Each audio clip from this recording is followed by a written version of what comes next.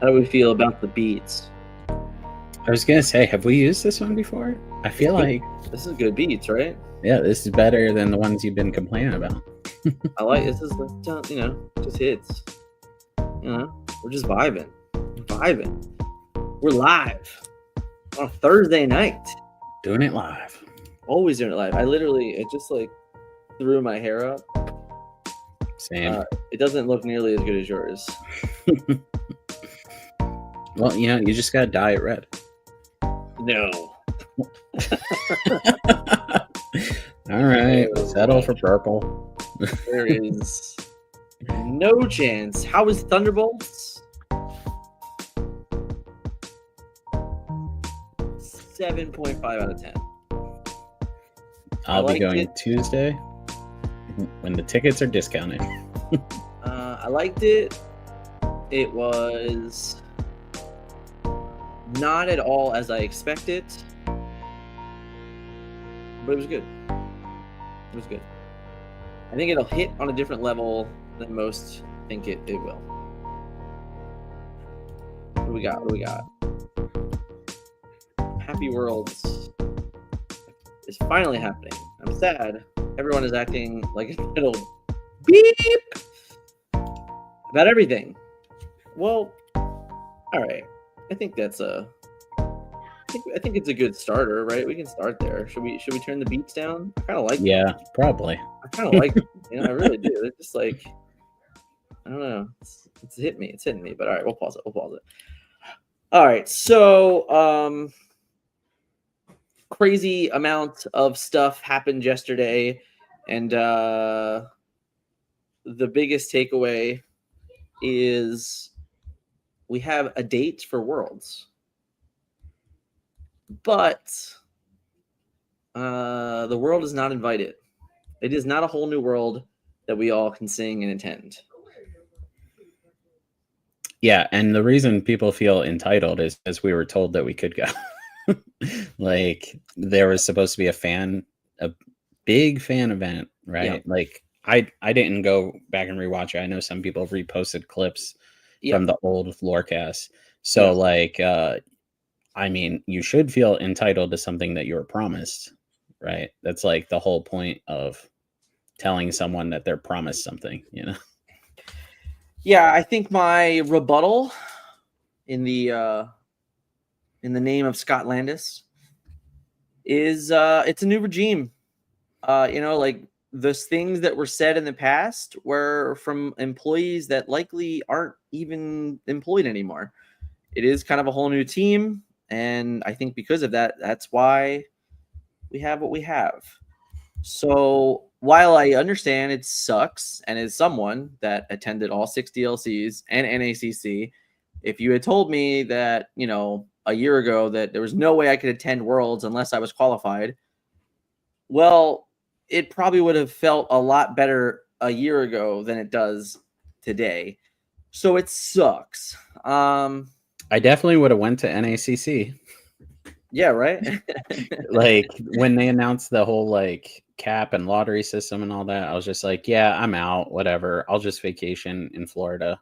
Yeah. Because we were told we could. And yeah, we also probably would have, I don't know, hung out with more people, not expecting to see them again in a couple months. Maybe stayed a couple extra days at some DLCs and hung out with other groups of friends. Yeah, I mean, I don't know. I think it's tough, right? Like, it is very clear that things have changed. We are going to be talking about some of that stuff on the channel coming up soon, but it is not our place to say. We don't know the whole story, but it's very clear that things have changed and the plan for Worlds changed. Honestly, and it really does suck. But here's my devil's advocate. It is nice that it is about the 28 players. I think it removes a high amount of stress factors, knowing that there is not a crowd of room watching you, knowing that you don't have to walk out and then just have a million random conversations. As someone, as us, for someone like us, when I'm having a bad day, if I take a bad loss at a DLC, you can't turn it off, right? Like you can't just be like, oh, it's round 4 and I'm having a bad day and like I can't like I can't, I'm not allowed to like just walk away and be ignorant, right? Like it's not really an option. So for these players to make the tournament about them, I think it's fine. I do think that part of it is good, and honestly, anyone that listened to the podcast with Albert and Zan and Jeremy, he kind of said like the reason why the top cuts were in private rooms were because he wanted the players to just play the game with as least amount of distractions as possible. So I think that it's okay, but it does suck. It is one of those where I've seen other game industries and other events that like make this big spectacle of it, and I feel like that's the type of game we do have. So that's really what I expected, but it's not what happened. Yeah, it'd be nice to see some European friends too. Like we didn't go to the DLC, and we could have. There have been a few times where people have or have not gone to tournaments because we were expecting certain things and then it changed. Like people not knowing they're qualified for nationals, flying to Europe to try to qualify for nationals. Yeah. Yeah. I think it's tough. I think it's really, really tough because I guess like it really is somewhat about community, and it's been pushed really heavily over the last year. And now I think that's something that it's very clear there were a lot of people out there that all they wanted to do was plan a trip to Disney World for Disney Lorcana Worlds. And a lot of people kind of got kicked in the shin. It's like the most peaceful way to say it, but I think everybody was really awaiting news, and I don't think anybody was expecting them to say, by the way, stay at home. So yeah, although I'm glad that they did get on top of whatever and say, hey, we have a full announcement Tuesday, or it's Tuesday, right? Yeah, today's Thursday. We have a full announcement Tuesday. Don't buy plane tickets. Don't book restaurants. As if you could get a restaurant this soon for the really nice ones in Disney World. But I digress.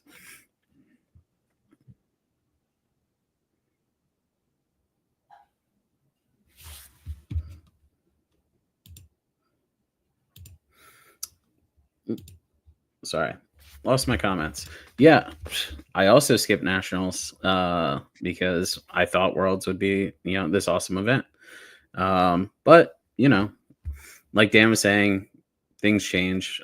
I should have just bit the bullet and hoped to get in. I mean, I am flying to Japan, just hoping to get in a room. Yeah. So didn't the first lottery go out today?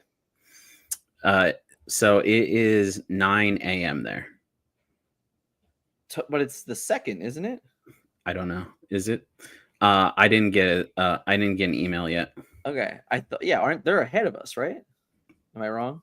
I have no idea. I keep talking to Tom about this, where I'm like, probably figure you're going there. You should you need to know some of this stuff. No, I don't. I'm getting there a week early, so it's fine. Okay. I'll see a random calendar somewhere on my journey, and then you'll just follow the guys with backpacks. Yes, exactly. Okay. Rule number 1 of conventions: just follow the people with backpacks. That's the answer. I put that in a vlog one time. They are ahead of us. Yeah, I did not get an email. I didn't get an email saying anything like that I hit or missed. So you did get an email saying that you were entered? Yeah, I paid. Okay. Oh, you paid? Yeah, well, I authorized a charge on my card. So I got a receipt saying, it would charge my card if I was selected. Oh, okay. Interesting. It's like when you get gas and you put $1 on it till like the next day. Yes. Yeah. Okay. What's your deal? She just looks at me. They did say you have to speak Japanese. That's fine. I'm fully willing to go there and get disqualified round 1. We're not even trying. Well, I mean, I'm saying like We're not DKP or Zach Bivens, and we're just gonna learn Japanese in 3 days. I bought 2 books actually. I'm waiting for them to come in the mail. I'm a big believer in Babbel. I think if I had to do it, I would just literally put my headphones on and I'd babble for 4 days straight. Yeah, I am old and I need like any class I ever did well in college, high school, I would literally just write every single thing I was told. And then it was like committed to memory. Okay. Commit this to memory. Yes, it is set 3 meta. Which has been great playing it on, Lorcanito. Yeah, I'll say the name. I don't care if they get shut down. It's been great playing with the old cards again. It like I don't know. It has to be. If it feels like if you find your like Pokemon collection in your parents' house after you come back from college, like it feels like a lifetime ago, and just good memories. Yeah, we're gonna talk about Japan when Tom gets here. Yeah, so we'll save some of that, but yeah, I don't know. The world stuff sucks. When we found out, we had some conversations about things that we could do. I don't know if anything are complete or not complete. I've had people message me today about other ideas. So I don't know. I think as a community we haven't accepted it. So people are trying to make something of it. And my gut reaction is that if I can't be in that room, I don't even want to be in Florida. Oh yeah. I'm not gonna. Someone made jokes about like getting the binoculars from like Toy Story, and it's not happening. So I think I'd much rather be at home. I'd much rather just enjoy the show, and I will say that we will 100% do a stream along. That's for sure. So we'll probably make the most of it that way, and we'll see what happens. But I'd have to be like really convinced to do something in Florida, and I don't know. It feels like you're just like teasing yourself going that close. That's kind of where I'm at. Well, I mean, just thinking logically, I was like, unless Worlds was going to be 2026, there was no way anyone was going anyway, or it would feel wrong to the Europeans that would have to get a last minute ticket. Yeah. So like that would be even worse. Like all the complaints we've ever had about we can't go to their set champs, we wouldn't have a leg to stand on. Yeah. Yeah. Like I would feel awful for anyone who has been looking forward to it in another country that they were like, hey, guess what? It's next month. Yeah. And we are going to have a huge convention. Yeah. Yeah. I mean, that's my one thing. And this is just like I don't know if it's just me. I don't even know that it's fair or correct. But the moment they decided it was going to be closed, I feel like they should have told everybody. Yeah. I feel like that moment because people they've been waiting for this information. So it's almost like the longer you waited, the more hope you kind of gave people. And it's just unfair. So I feel like if and when they made that choice, they should have just like dumped it. It should have just been the end of it. Yeah, I agree, because I was just talking to so many people about this. I was talking to Heather and AJ about this.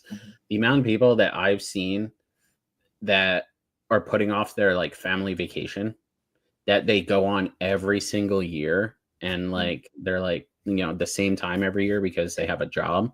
Yeah. And they're like, no, we're like jumping through hoops to try to make sure that we will be in Florida for Worlds. Like it would have been real nice if they knew however long ago. I assuming they didn't make the decision, the day that they went live on Twitch. Right.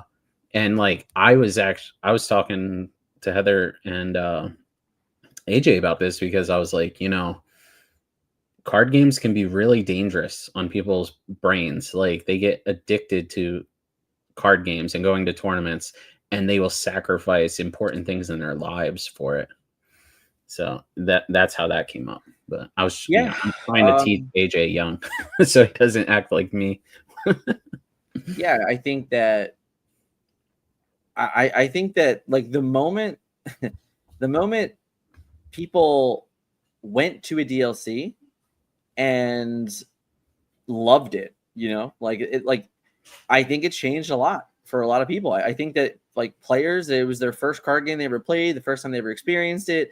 I think that kind of altered their plans for the rest of the year. I guarantee you there were people that went to Atlanta and said, oh man, I need to go to another one of these, like I bet you there's a bunch of situations that is like that. And all of a sudden we get to 2025 and we go to Continentals, and then at Continentals, like, all right, we'll see you at Worlds. And that's it. Like, there's no details there. Well, you have people waiting. Like, they're like for 5 months, they just waited. So, like, I don't blame anyone for being upset about it. I'm certainly upset about it. I think that I've just had enough time to accept it. And it doesn't mean that I don't still hate the fact that I can't be there, right? Like I do. Like I hate the fact that I can't be there, but I mean, unfortunately, I don't think there's anything that we're going to do to change that. There's no world where they're somehow just going to, make a 3,000 person building pop out of Disney World. Like it's not, it's just not, it's not going to happen. And that sucks. It does suck. So I don't know, maybe we don't have all the details, right? We have a 3.5 minute stream that told us not to book for Disney World. Like, I'm very grateful they did that. I think that the moment stuff happened, I guarantee you people started booking. So I think it's probably great that they did not waste too long a time to just say like, hey, pump the brakes. Don't do that. I think that's very important. Well, I'm looking forward to next Thursday. I can't wait to go over everything from this next chapter, they called it, right? It's not Lorecast anymore, right?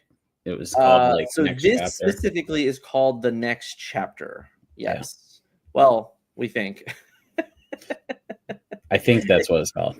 No, I'm saying like they just said it's the next chapter. I don't know that the stream is called the next chapter. Oh, well, yeah. We just know that they're talking about the next chapter. Just to clarify, sorry, we will not be talking about any of the things that were not officially addressed. Ain't gonna happen here. You want to hear about it? Come back next Tuesday and we'll talk about it. I wasn't gonna say anything. I was just gonna keep comment farming. Yeah, that's why I just put it out there so people know what's going on. That's all. I saw a post. EO person books. Yeah, this is. Oh man, see that's rough. Yeah, that's rough life. I hope they booked the refund ticket policy. Dude, I booked through Capital One for all my flights. It is like you have to pay like 40% or something. It might be 20%. It's something too much that I would ever consider to make things refundable. So I didn't realize it was a percentage. I thought it was just a number that I looked at, but maybe I'm wrong. You might be right. Oh, nice. They got refunds. You know what? That's right. If you book something within 24 hours, normally you can get it refunded. So that's good. See, it was important that people said stuff. All right, Dick. So start us off here. What else do we have to talk about before we have a friend join us? Oh God, I hate when I'm in charge. It's not even on the screen. We have set championships, and not only that, we have a bunch of events that me and Melissa covered, and because it's May. So anyway, we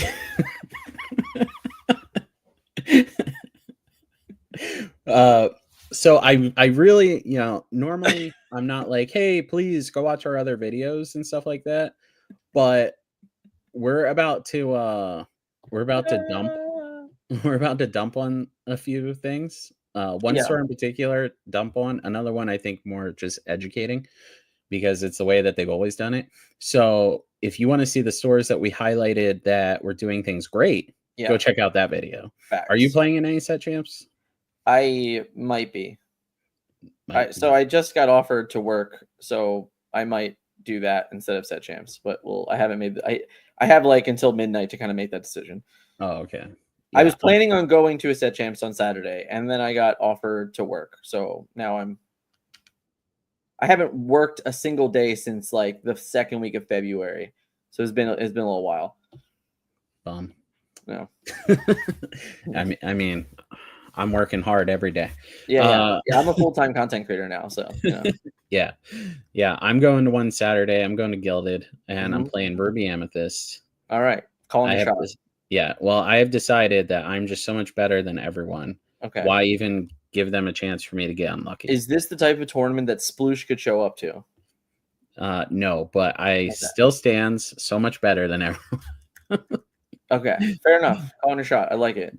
If I go, I'm playing Emerald Sapphire items. That's right. I'm doing it. You know, these are supposed to be fun. Yeah, it will be fun. Oh, God.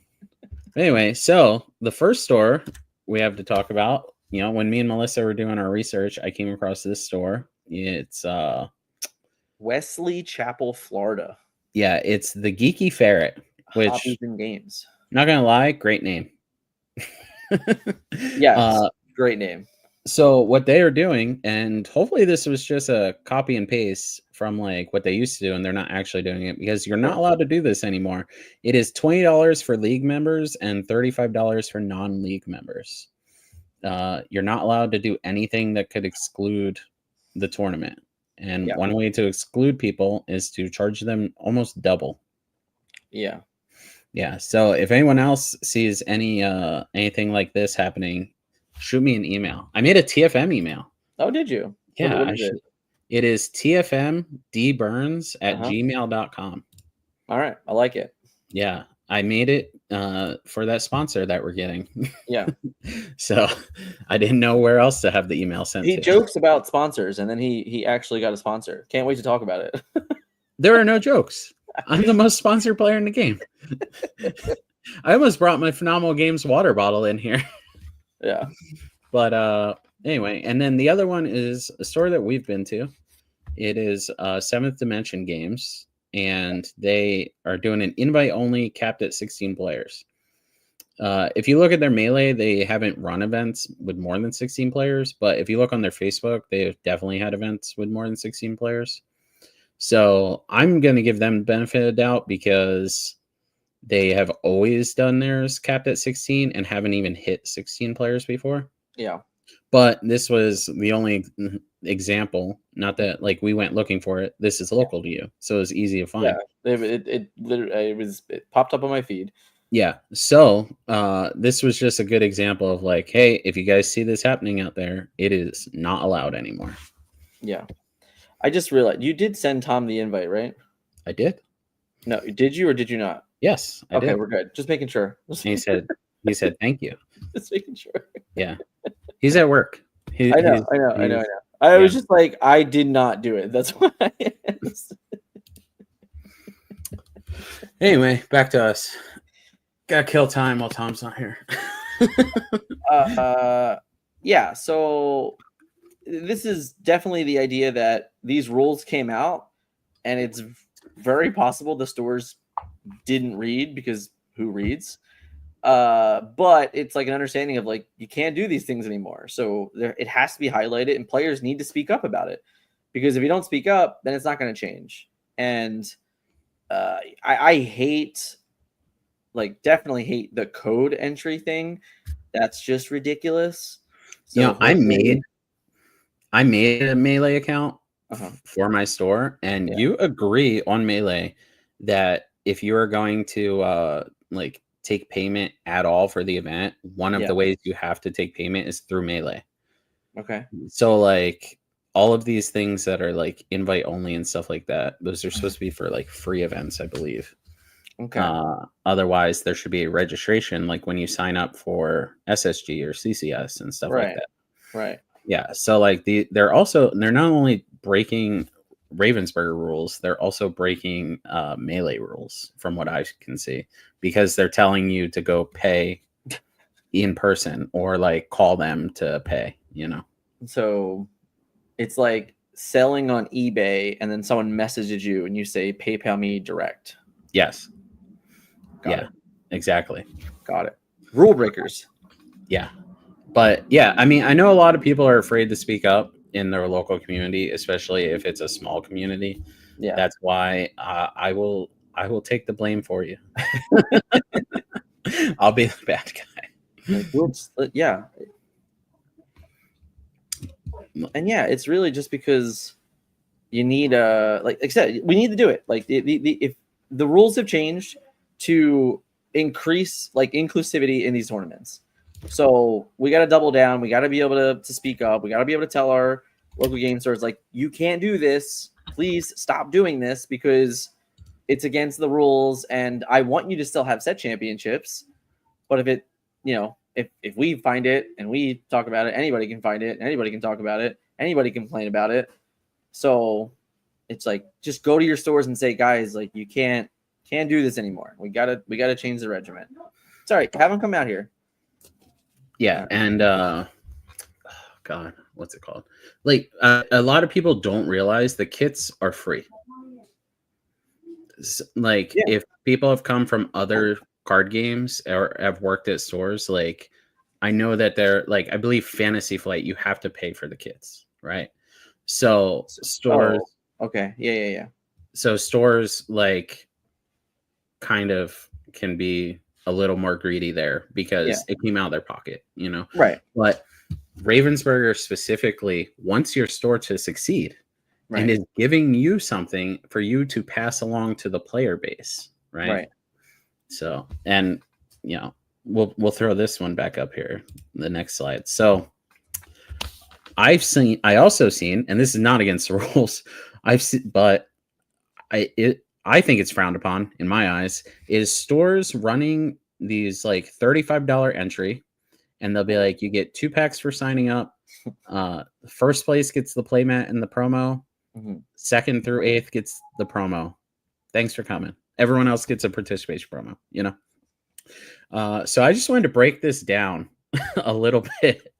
So a booster box, right, should be $120 max. In my opinion.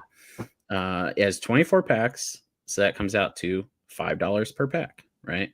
Sure. So if your store is like holding a tournament and doing less than, or they're basically more than $5 per pack, right?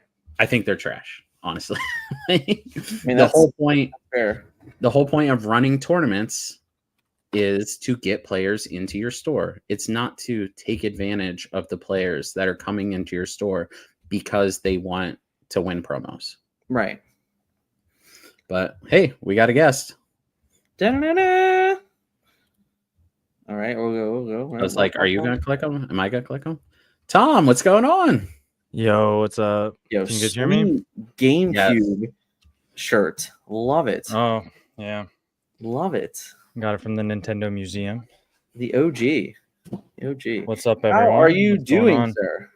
It's all right. It's raining. I biked home in the rain for you guys. So, God. Well, I'm glad you were safe. Nah, I'm good. Yeah. So, can you clear something up for us? Sure. What time is it there? It is 10:30 a.m. on Friday. The 2nd, right? Yeah, he's living in the future. All right, so there you go. No, the 7th next week. Yeah, it's the 2nd. Did you hear back yet for the Grand Prix? First wave of Grand Prix? No, I think the first wave is May 6th or May 7th. We thought it was the first. Mine translated to the 1st when I was looking at it. Last I checked, I can check right now. I was going to say, to be fair, when I translated the page, the whole thing was in broken English. Because it depends what translator you have and what website you have for sure. That's life. What are you going to do? I got in on so right now is Golden Week, which is like the most busy time in Japan in terms of like the way Japan works is like everyone works 9 to 5, the same everything. So whenever there's a holiday or anything, it's so busy. So this time of year, like this week and a half, is like 3 or 4 holidays in 1 week. Mhm. So everyone gets time off work and everyone travels at the same time, and everyone decided to have a festival in their small town as well. So Golden Week's kind of a big time for both like sales at stores as a result, and Lorcana decided to have like a bunch of promotional stuff. So there was a new Golden Week tournament going on, and I got in that one yesterday, but I didn't end up going because it would have been like an hour and a half. I probably wouldn't have 5-0'd the tournament.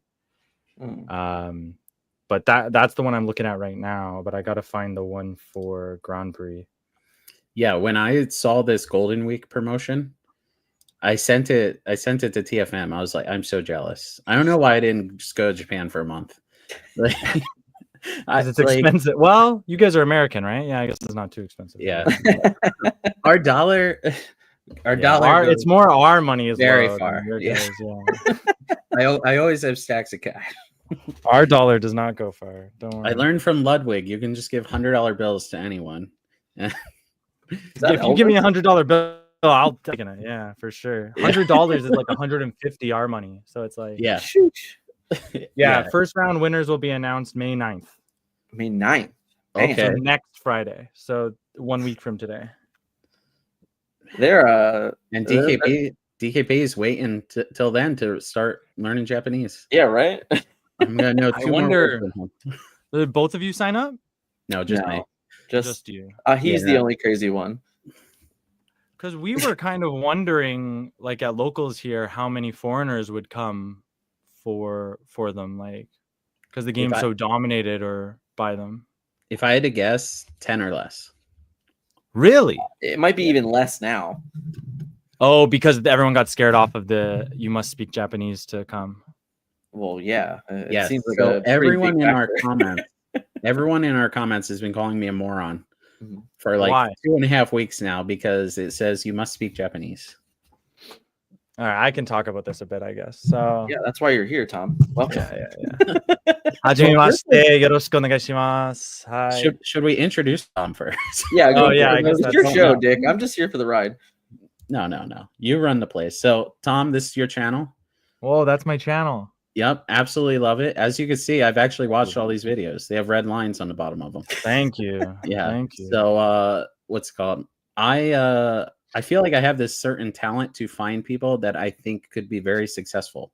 And as soon as I saw your first video, I was like, he has the personality, he has the voice, he has everything. Like, I think that you could absolutely blow up in this space. And I immediately reached out to you, and you were like, I don't know who you are, loser. No way. Nah, the I'm a chat nice knows person. I do nothing but joke. But Yeah, you're good. anyway, so if you wanna also introduce yourself, I'll get us back up on the big screen here. Yeah, I've been living in Japan for 3.5 years now.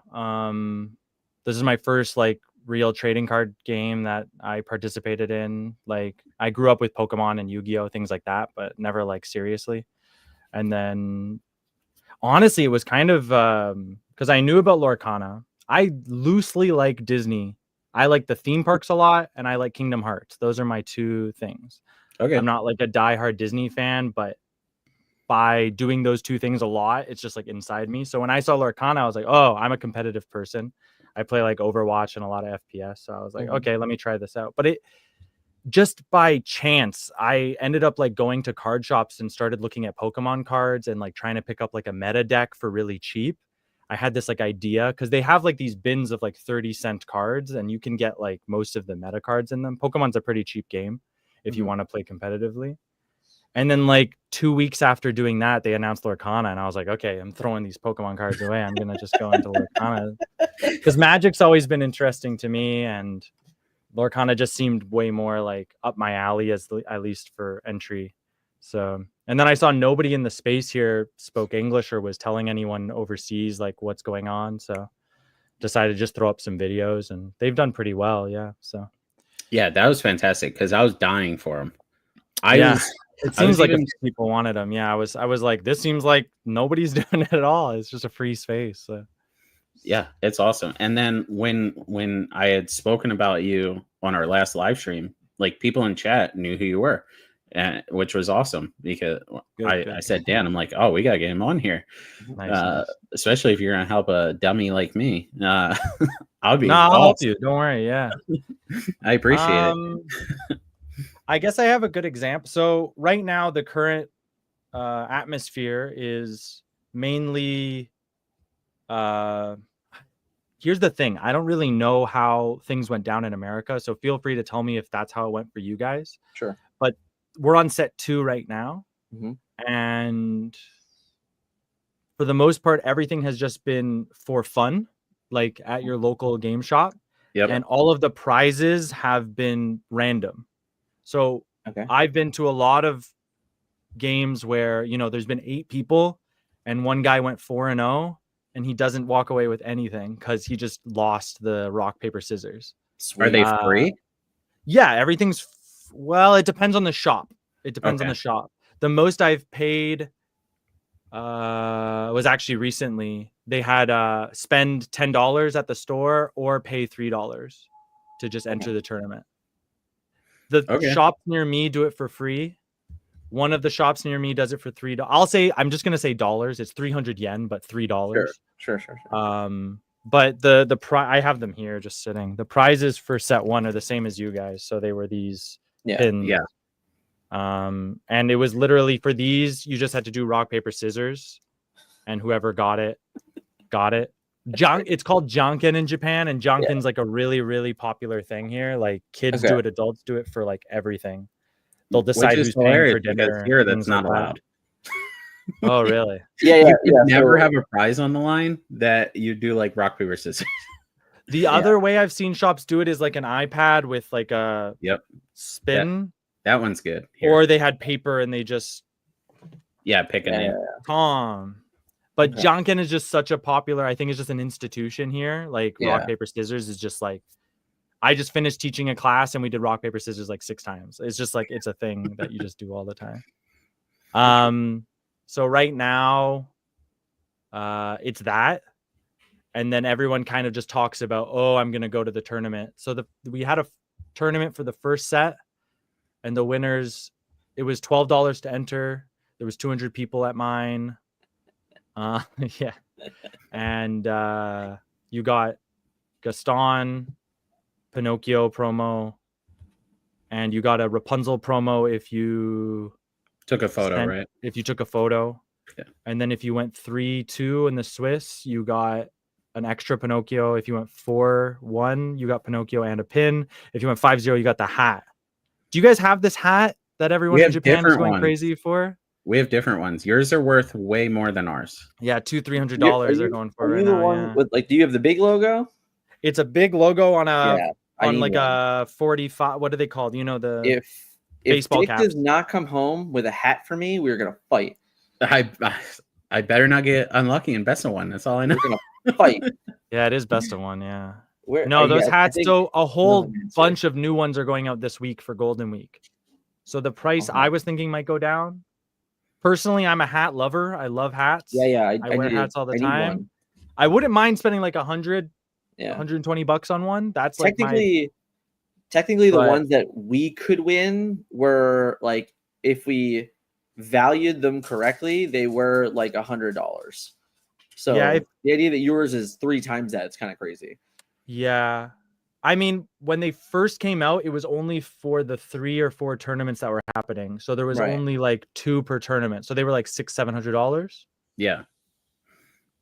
I should have went to Japan on the spot.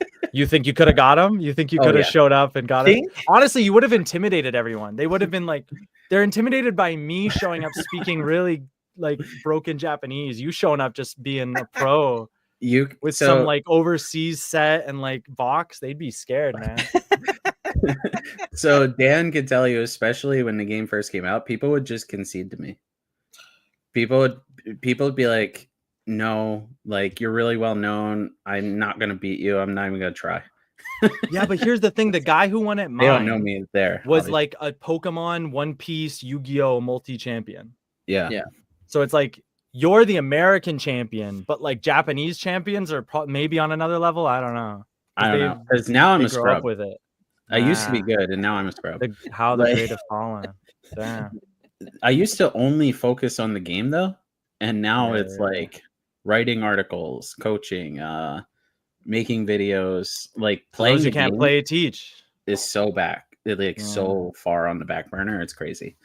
But we Maybe also I'll play haven't in had a Japan, reason to maybe. play. Yeah. So yeah, So why is that? Why is there no reason to play over there? there have not been tournaments here in half a year. Official organized play tournaments. So Right. set championships mean nothing to you guys right now. Set championships are casual events. Yeah. Hmm. So like they're fine. Is it because money's not on the line, or what's? It's because the value is not necessarily worth the time. I would actually, for me, it's because there's no prestige in them. The first set championships here, those could go on your resume.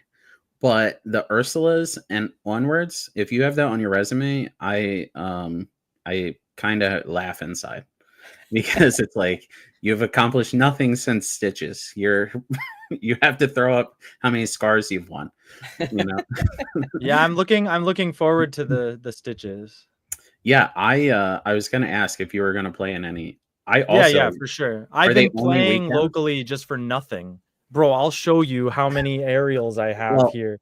Do you see how many? So you've won so many games of rock paper scissors shoot. I am so good at it, bro. I told Dan as soon as I saw your video, I said, "Oh my god!" He said, "You said you could go to a locals every night." I was like, "No, you can if you're in Tokyo." Oh, I'm homeless. If I'm in Japan, I'm homeless. I can go. Yeah. That's fair. Yeah, you could go to like 2 or 3 every day. You can ask Dan. I drove from the Atlantic Ocean to the Pacific Ocean to play Lorcana. Sure. I don't know how many times since the game has come out. So, like I feel like I could have gotten an entire suitcase of pins and promos and brought them back here. Yeah, there's a guy who is from Singapore. And I guess the game's coming out there officially now.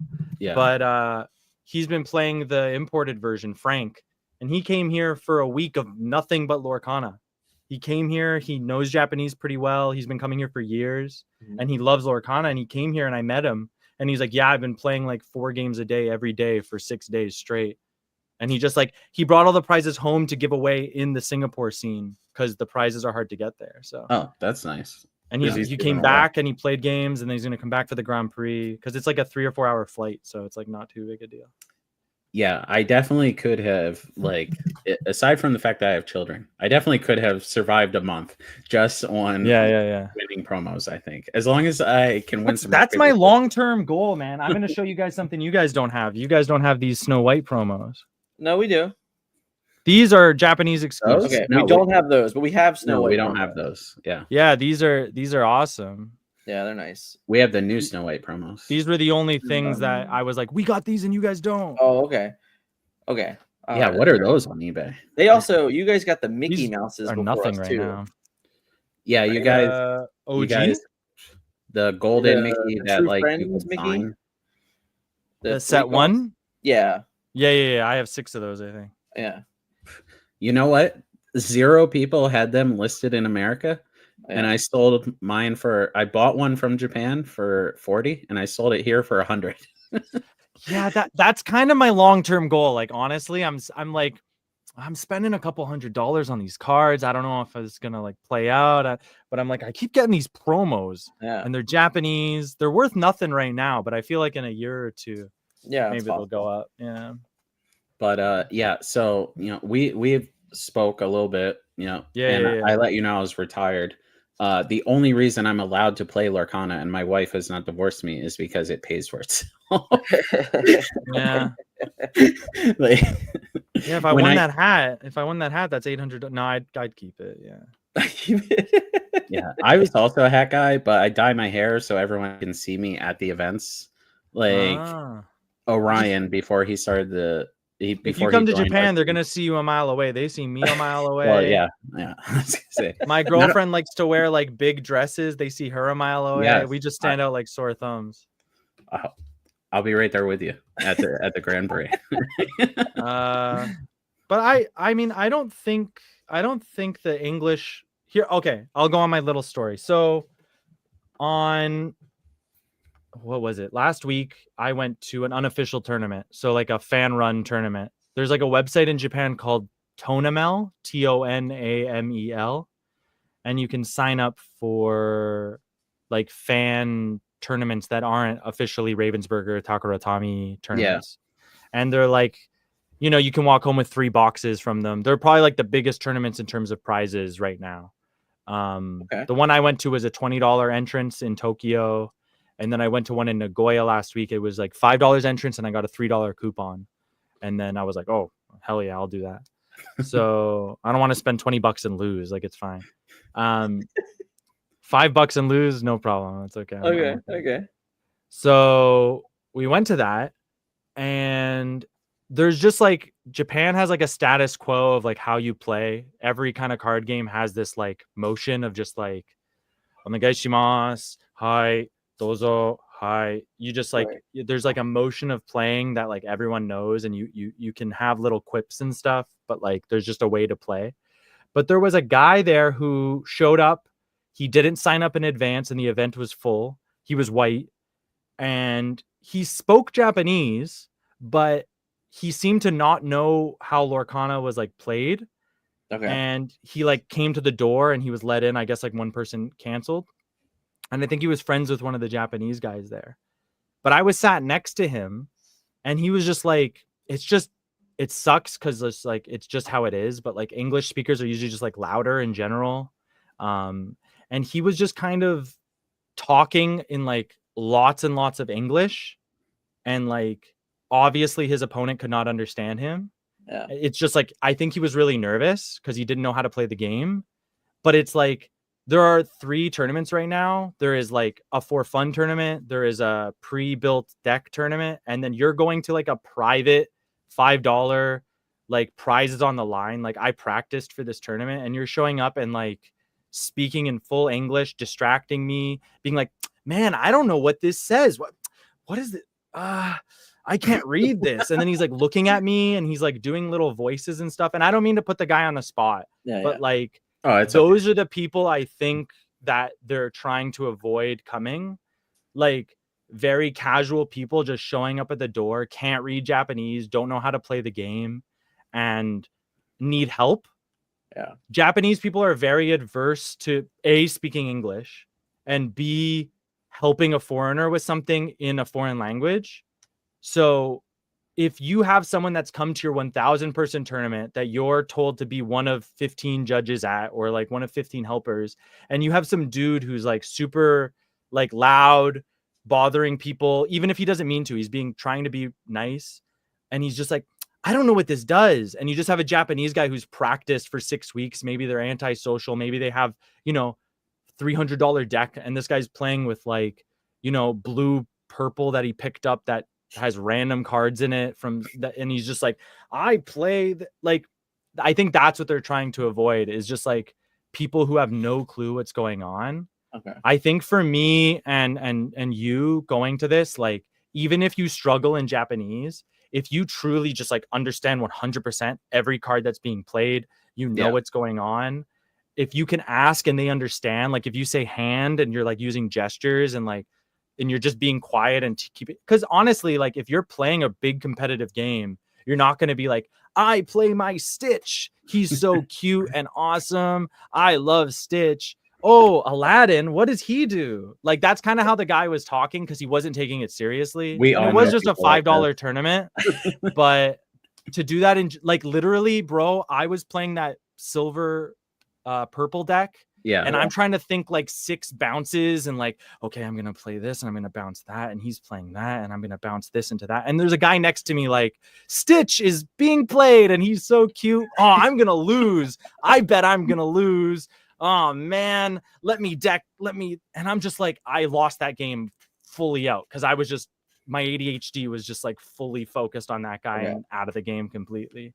So sorry, I went on a little tangent. No. I actually, when I play, I don't even talk. Same thing here. I also don't exert my ink unless I think my opponent doesn't know what's happening. You can ask Dan, and I'll play 4 cards. I'll Oh, you don't move it. I see what you're saying. Yeah, I'll just like grab 4 cards out of my hand and put all of them in play at once and be like. I would say don't do that in Japan. Yeah, no, I'm not. But here I could get away with it. Yeah, like, the judge is gonna come over and just be like, "Dick, knock it off." I would say Japanese people are very strict. Like even when me and you practiced the other day, we practiced and you were gonna win and you just left. In Japan, they will fully play out the hand that they're gonna win. Like they will, like they're gonna win. They're fully gonna ready, draw. Okay, I ink this. I play. Okay, quest. Okay. Oh, cool. You know what's funny? I quested with all the characters and the game crashed. Oh, well, that's just that weird website we were on. Yeah. That's why I just messaged you after. Yeah, no, I thought you just left. I was just like, no, that was Lorcanito being terrible. Yeah. Okay. Were you saying something, Dan? It's also it's a little bit different. You guys only play best of 1, right? Yeah. So it's not that big of a deal. Like in our game where we have to play best of 3, generally speaking, you concede just because you have to go to the next game to save time. So in a best of 1, go ahead, do your thing. Do your thing.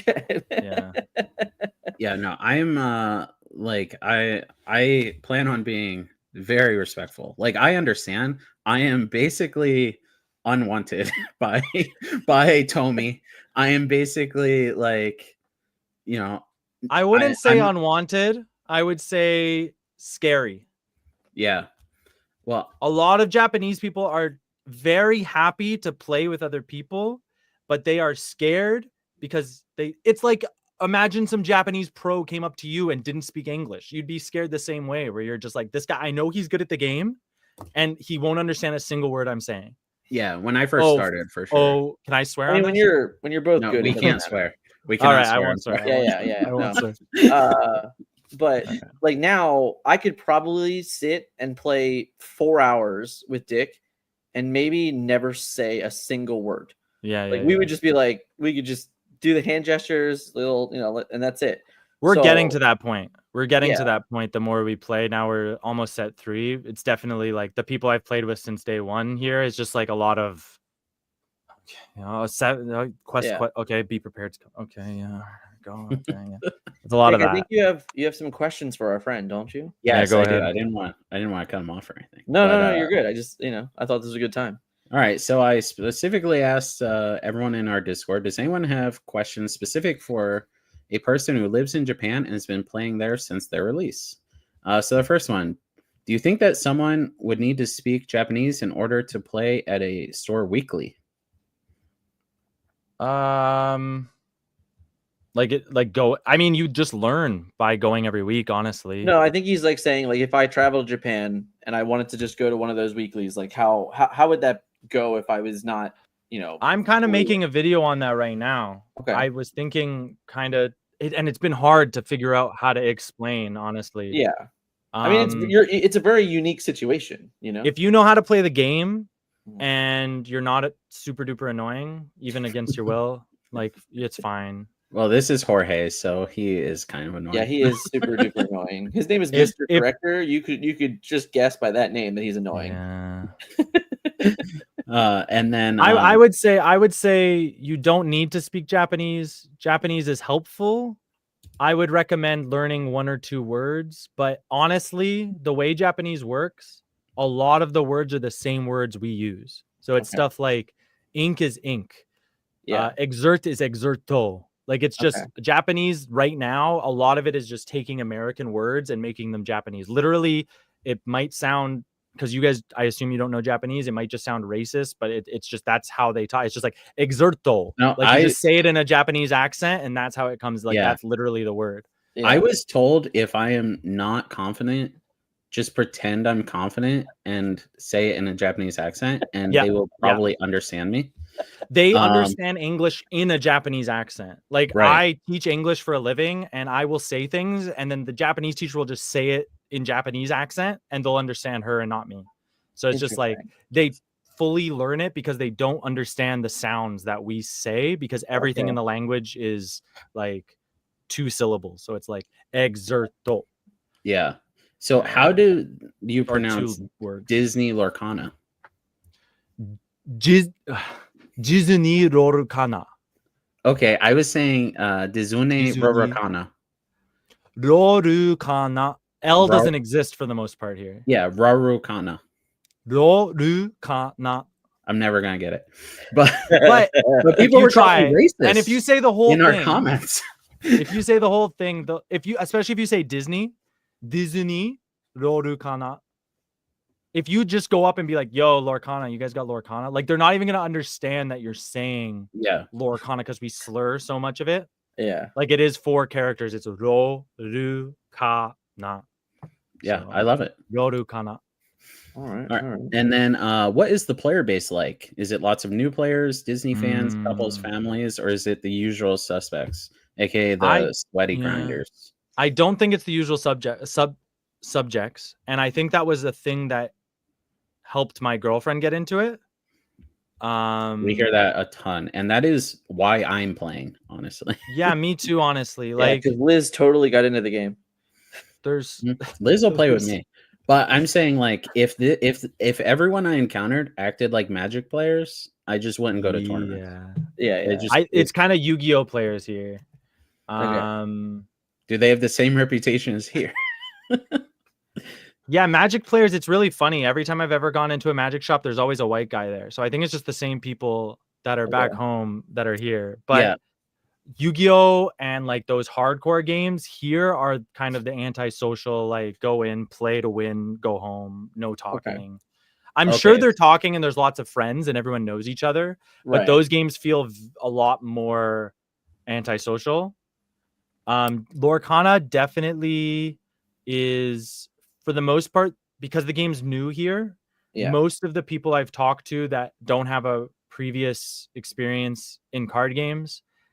So I guess just to put it into context, Japan is a small country. You said you drove from coast to coast. Yeah. How long did that take you? Well, I have 2 kids, so it took 5 days. To drive coast to coast in Japan will take you like a day at most, like 8 hours.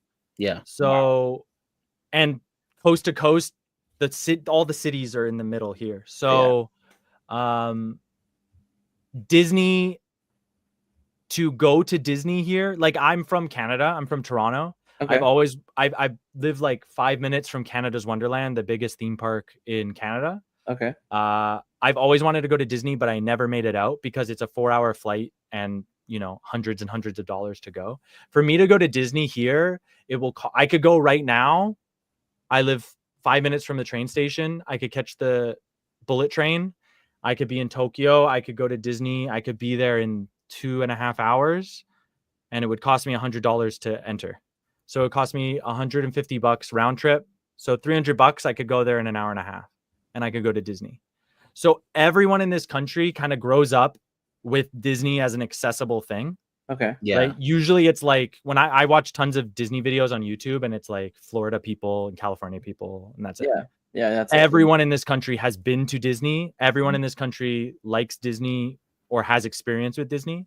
So a lot of people have just been like, I like Disney. I wanted to play a cool card game. And that's where you get a lot of the girls or a lot of the casual players. And then they kind of grow into more aggressive players. Or that's true. You know what I mean, if they like the game. What's the largest event you played in so far? 200 wow. person. Okay. Wow. Okay. Beat Miami. So, and that was not Tokyo. So Tokyo was like 500 players. Was that chapter 1 or was that chapter 1? Chapter 1. For chapter 1, they had a start tour. Okay. So in like 5 major cities across the country, they held a tournament and you could win that hat. Okay. Yeah. In Tokyo, it was AM and PM. So you didn't win the 200. I went 3 and 2. I won 2 Pinocchios. Bro. You gotta win the hat. You gotta win the hat, bro. You gotta win the hat. 3 and 2? Pretty good. Bro, I told you who won the hat. It was like a multi-time Yu-Gi-Oh Pokemon champion. Yeah. You're like an honorary member of TFM now. So like we got you, bro. You just gotta. Bro, you think I can read the cards? You think I know what's going on? I mean, you speak 2 languages. I hope you can read the cards. I can't speak it too well. Don't get it twisted. I am hoping that when I leave Japan, you are absolute ringer. Look, I'm trying to get better. I think in playing two months of playing a card game and having like 50-60% I mean, win you have rate, like I've been 17,000 pins over there from winning rock paper scissors. You don't have to win. The people you don't even have to win. First off, I've definitely gone 0-3 and just won. Bro, the first day of set 2's release, I felt so bad. Okay. There was the most people ever at our local game shop. It was 16 people. I think I did win though. I went 3-0 or 4-0. I won, crushed. to be fair. All right. I was playing Green Fossa and nobody knew what the hell I was doing. Okay. Not even you. No, I knew what I was doing. I did Jonken and I won the poo thing, the best one. Right? Okay. I won the poo wizard. And then they did it again for Rapunzel. And I was like, can I do it again? Am I excluded because I won the other one? And they're like, no, go ahead. And I was like, and then I won this. And then they're like, okay, guys, now for the Lorcana pin. Okay. And I won this. And then I won this. And I'm sitting there like I'm in danger. Because honestly, I should have sat out as like a social cue of like Japanese people sitting out, even though you're allowed to participate. Like I should have sat out, but I was the foreigner who kept doing it, and I won everything. No. And I felt you're already Dick Burge. You're bad for the brand. All right. So I went to a store in Florida when the game first came out, and I did the same thing. I won 2 raffles. And I 4-0'd, and I won every single prize in the building. Yeah. Only first place got store credit. I won $40 store credit, one of each promo, and the pin. And it's not my fault. I killed that locals. That was their last local. And then you left the state. And then I was there on vacation. And then you moved out. Oh, damn. Honestly, I did that in Nagoya on day 2. I went to Nagoya. I played. That's not my like local area, and Again, Green Fossa day 1, 4-0'd, 3-0'd, went home, won promos. And the nice thing about me and my girlfriend going is like you get 2 chances. So that's the reason we have so many. Like I just hold all the stuff. She doesn't want to have cards in her house. So you can see my house is you got some stuff.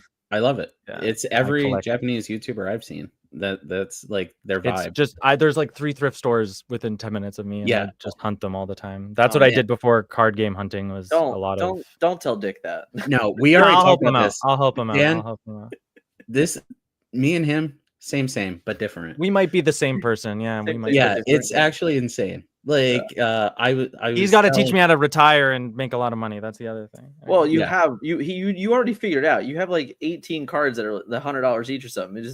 It's easy money, bro. You just got to list it. You just like there's another thing. So we have a small community of like 6 English speakers who like we have a small Discord where we talk, and one of them, I'm not going to call him crazy in case he watches this, but he is crazy and he knows he's crazy. He has for set 1 and set 2, he already has Master Collection all foils. Okay. What's the problem with this? I don't see there's not a problem with this. He has spent millions of yen. Millions. And just opened 4 sold bulk 4. And he finished the set, and then he went on Amazon and saw that they were going for like 30% lower, and he bought 40 more boxes. This is the kind of person we're talking about because he wanted to finish the foils. Wait, there it is. So that's Dan.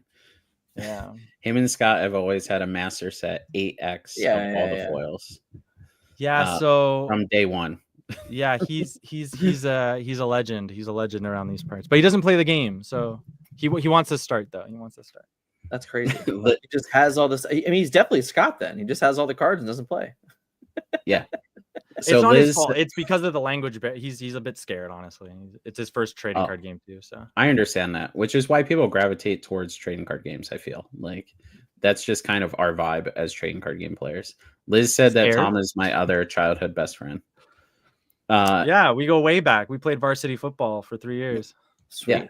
Yeah. See, Tom could play along. Dan's rude. I keep pointing at the wrong side. I'm a rebel. Everyone knows me and Dan are childhood best friends. He tries to deny it. It's actually insane that people truly believe this. I don't know you guys well enough to know if I should be your childhood best friend or not. So no, you should be. You want to be in the group for sure. People love Dick in America. Like See, Everyone loves me. America's a strange place. I don't know these things. Yeah. What's it called? Canada and Japan. That's all. I'm just gonna say, like, you're literally born and raised Canadian. Now you're Japan. You're like, yeah, you Americans are. The most American stuff I've ran into has been in Japan because of the amount of just like army bases and like American stuff running out. That makes sense. Yeah. Canada, New Jersey, best area. Next on Ontario, California, number 2. Ontario, California. Yeah. Oh gosh, that's true. That's true. Dan, Tom, and Dick. There it is. DDT. Yeah, we're the wolf pack. Yeah. God, what was I gonna say? So we have to get you out here for a DLC for sure to hang out and like see what it's like over here. Also, if they get announced or if they exist. Yeah. In 2020, look, you got the 8-time set. You hand me a meta deck. I'll show up. Me and my girlfriend. She plays blue steel. We'll be good. We'll play. Oh yeah, we could get you anything. Oh yeah, no, yeah. That's not a problem. Dan's gonna give me a Japanese deck. Look, my name is Frugal for a reason. All right, my name is Frugal. I just got my first 3 beasts. I'm that fourth one. I was gonna ask why your name is Frugal. Because I do not like to spend money. Okay. Everything in here has been got for a deal. if that makes sense. That's my name. I only buy things that if I decide I don't want them anymore, I can sell them for more than I paid. Yes. And like when you mentioned a coupon earlier, I'll say to Dan like, "Oh, we have to go to this restaurant in like a random state that we're in for a tournament." He's like, "Why?" I was like, "I have a coupon." Yeah. Yeah, I pay on my phone. My girlfriend tries to pay cash. I'm like, give me the cash. I'll pay on the phone. I get 30 cents back in points. Okay. Yes. Yeah. Yes. This works out. Yeah. Americans love to fight for who's going to pay with the credit card. Oh, God. That happens here, too. All right. So how does Lorcana compare to other card games in Japan? I'm assuming Pokemon is bigger there. Oh, yeah. You've touched on this a little bit, but I don't know if you wanted to go through like Pokemon is the anything else. Yeah, I saw you will see children playing just every shop. This Pokemon is king. Sorry, go ahead. I cut you. No, I was just gonna say I saw Tamahara Saito post where he like did a tier list and Pokemon was the only S tier. And then he actually put Disney Lorcana at B tier as far as like importance to the Japanese consumer. Okay. Magic. I think because Disney is so popular, that rant I went on about Disney is just like, I guess I agree with that. Like, if you compare Disney to some weird anime game or something, that like Disney's just going to have more of a social or cultural importance here. That if you hand those cards to someone, they're going to be, oh, that's cool. Like, I've seen people just opening them and they didn't know what they were. And they just, oh, Mickey. And I was like, that Ariel's $10. And they're like, Mickey. And I'm like, you got a foil Ariel. She's $10. Like, Mickey. I own a thrift store here in North Carolina, and I sell so much bulk to just random like grandparents who are just like, oh, it's Disney cards. My grandkids love Disney cards. Nice. Yeah, there was another game that had Disney before Lorcana. It's White Schwartz. Yeah, White. Yeah. I wanted to get like some Alice in Wonderland cards from that just because I love Alice in Wonderland. But it's always been like shipping way too much. It'll be like 10-cent card. Like I'm going through those 30-cent boxes. I'm cleaning them out, especially playable stuff here. Well, like I'll be able to sell it because I also own a store here, a game store. You reminded me. The reason I brought up that guy who bought all the cards was not just to out him. JDZ. He's in the house. Yo, what's up, man? He's the best. My friend. He specifically said that he was upset that there's not a TCG. What's the website you guys use? TCG Player? TCG Player. Doesn't exist here. Right. Okay, what do you guys have? You just have nothing? Nothing. eBay, right? No. You don't use eBay? So Mercari would be... You guys have a Mercari in America, but it comes from Japan? In America. So the Japanese version is different. Okay. Yeah. And it's kind of like Craigslist meets eBay. So it's like Facebook Marketplace? It's like Facebook Marketplace, but you set a price and you can just buy it outright and they ship it. And there's shipping like barcodes and you just go to 7-Eleven and you ship it. It's really easy. Okay. But the big, you can comment on stuff and be like, yo, will you do this price? And like they can say no, and then they could say yes. That's probably the main place outside of local card shops that you can get cards here. But it's a lot of, and I'm sure you guys have heard like the memes about Japan, like they still use fax machines and stuff.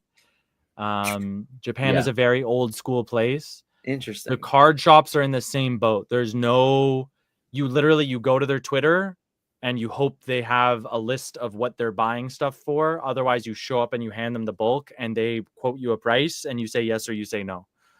So he has like, because he's in finance, so he's like a smarty pants and has Excel and all this stuff. So he like has a huge Excel sheet and he would like mark each store's prices. And he's like, okay, I'm going to bring this bulk to this store and this bulk to this store and this bulk to this store. But there's no just like, and he's been begging. He's like, if I could program, I would do it. And he's like, but we think even if it existed, the community here wouldn't do it. Like they're just so ingrained in like, this is my shop. This is where I sell my cards. This is my shop. This is where I sell my cards. I guess that's like to your knowledge, the same way how Pokemon goes and Yu-Gi-Oh and like stuff like that. Yeah, for sure. Yeah. So I guess going back to that, Pokemon's the king. Yu-Gi-Oh would be second. One Piece is up there right now. There's a game called Wixos I see a lot. There's like just anime games. Right. I live in not a major city. Okay. And Lorcana is not very popular. And I see when they have One Piece tournaments and Pokemon tournaments, it's a full house. Okay. And like Lorcana could be 3 people, it could be 10 people. So I would put Lorcana, if we were doing a tier list, like A to D, like maybe I would put it C on its way to B. I think the more the sets have been coming, and like you said, Dick, is like with more notoriety and prizes comes more competitive people. Yeah. Like when we were doing set 1 games, it was so friendly. And I'm not saying that it's not friendly now, but we're running into people now that are like, I'm done. I'm out. I'm done challenging what you're saying. Like, did you ink? Did you do that ink this turn? There, like, because my girlfriend had a bad experience at that game where a guy like spent 5 minutes of like, because it's 25 minutes. If you run out of time, you're disqualified. He spent 5 minutes trying to argue with her that she didn't ink because she runs blue steel ramp. So she's like, no, I did ink. This is not fresh ink. I inked it already. And then after all that, he just played GOAT and won. So it's like, why are you arguing? And then he got up and like hit her with his bag and left. So it's like, jeez, that's, I think, what happens at the highest level of Pokemon and Yu-Gi-Oh! And I think Lorcana will slowly get to that if it stays popular. I think that's just the nature of these games as they get more popular, whether it's America, Japan, Europe. Just those types of people are going to be competitive people, right? It's definitely all about the prize pool as well. So yeah. So right now, there's no prize in terms of money outside of selling the stuff you get. Yeah. You can win boxes, but I think there's maybe gambling rules. You can't win money here. Yeah, you can't in America. There are stores that will run events that are for cash, but you can't be a set champs. You can't be anything attached to Ravensburger. But I think even outside unofficial, you can't. Yeah, right. It has to be you won 3 boxes, which or you I won actually a prefer that. I actually prefer that. Shop. I don't even understand how some things are legal in America when I think it's just straight up gambling. Right. Well, gambling's like illegal here in a lot of ways, but they love gambling more than any country I've ever been to. I heard the beacon of light of every small town is the pachinko parlor. Yeah, when you're on the train, you're like, oh, what's that cool? It's pachinko. Yeah. Oh, what's that? That shop looks like, is it what? Oh, it's pachinko. And then like every house is like dilapidated and like everyone's moving to a major paper city. walls. Yeah. Insulation doesn't exist here. Yeah. Okay. I can hear a car outside right now. Okay. Just idling. To be fair, and like you might laugh at this since you live in Japan. Most of what I have learned has been from Chris Broad from abroad in Japan. Chris Broad's good. Okay, that's good to hear because like I really enjoy his personality, and I hate to find out that people are like faking for YouTube or like they don't know. He's the best for not faking for sure. He's definitely faking a bit, but I feel like has everyone plays millions of character. subs. So Like I have this stack of money, and like people get heated. I rip it up during live streams, and people get real mad. Like people DM us and be like, "Do you know I could have paid my electric bill with that money? I can't believe you've done this." I don't want to laugh. Hey guys, it's fake. All right. I don't know what you're yeah, I talking could about. It's real already money. tell it was fake. I Like, didn't want to it's say it. It's as fake But I as the could tell it story was he's fake been money. telling. Real money. So like I've never stepped foot in. Oh, I've traveled in America. I could tell. Yeah. Those people are so desperate for money. Even fake money looks good to them. So I mean, sorry, it's not to be real. rude. Not to be rude. it's okay. What's it called? So I not that I'm like the most famous Disney Lorcana player in America, but we are very much known for being ourselves. Like Me we as are well. very much known for saying exactly how we feel and not Love it or acting hate it. any differently. But I do turn it up a little because chat enjoys it. Yeah, I mean, I don't talk. Hey guys, what's going on? Welcome Yeah. to. Yeah, I'm not talking like that every day. Yeah, it's tough. Oh god, what else do we have here? Oh, that's just Dan. There we are. Dan, whoa. How has the meta evolved since the original release of the sets? Was the set one meta Steel Songs and Ruby Amethyst Control, or did something else break through? I remember Sapphire Amber decks seeing a surge in the original release until Floodborn came in. He means in America. He saw that. So what has the metagame been like? God, And I keep clicking the wrong button. So another complaint about Japan. That's what I'm on here for, right, guys? They won't submit to ink decks. I saw that you were the only one to person ever who do does it. it. And I begged the tournament guy. I was like, please, because he was like, I've been featured on Ink Decks, my favorite website. And I'm like, I replied in Japanese. I'm like, you can submit. I did it. You submit it next. It's your tournament. You made money off this tournament. I bet. Just submit it. I was bored at work and I did this. But I said it in nice Japanese because you can't be rude in Japanese. Right. Yeah, I'm the only person who submits. So I have a pretty good understanding. Set one. Okay, first thing, I have noticed people, even at a competitive level, have ran what they want to run, even if it wasn't meta. Sure. And then the other side of it is just net decking. I was wondering how many people even looked at our like deck list here. Ink decks, Lorcana.gg, just like old meta report websites and things like that. Lorcana.gg, man, look at that. That's crazy. Finding old websites that like don't exist anymore. Yeah.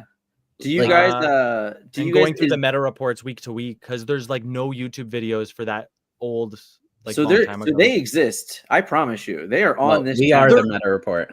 So they're hard to find. If I search green steel deck, I'm gonna get set 6. I'm gonna get set 7. All right. So like if I were to go back and I would like, let's say I put new thumbnails and I changed the title specifically. Do you think that would like come up in your circle? I would watch it. Okay.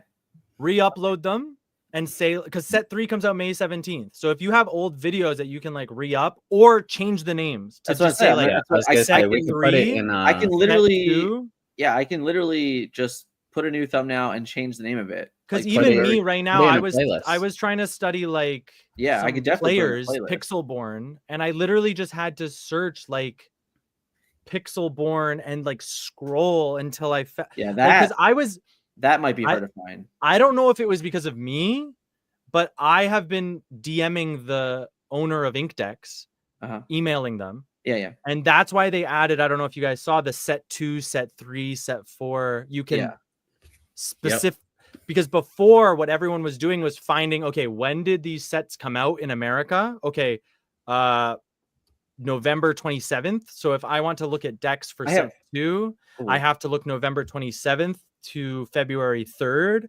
And then it would be, this one store did an early tournament, so I have to exclude them. And then, so that's how we were doing it like set 1.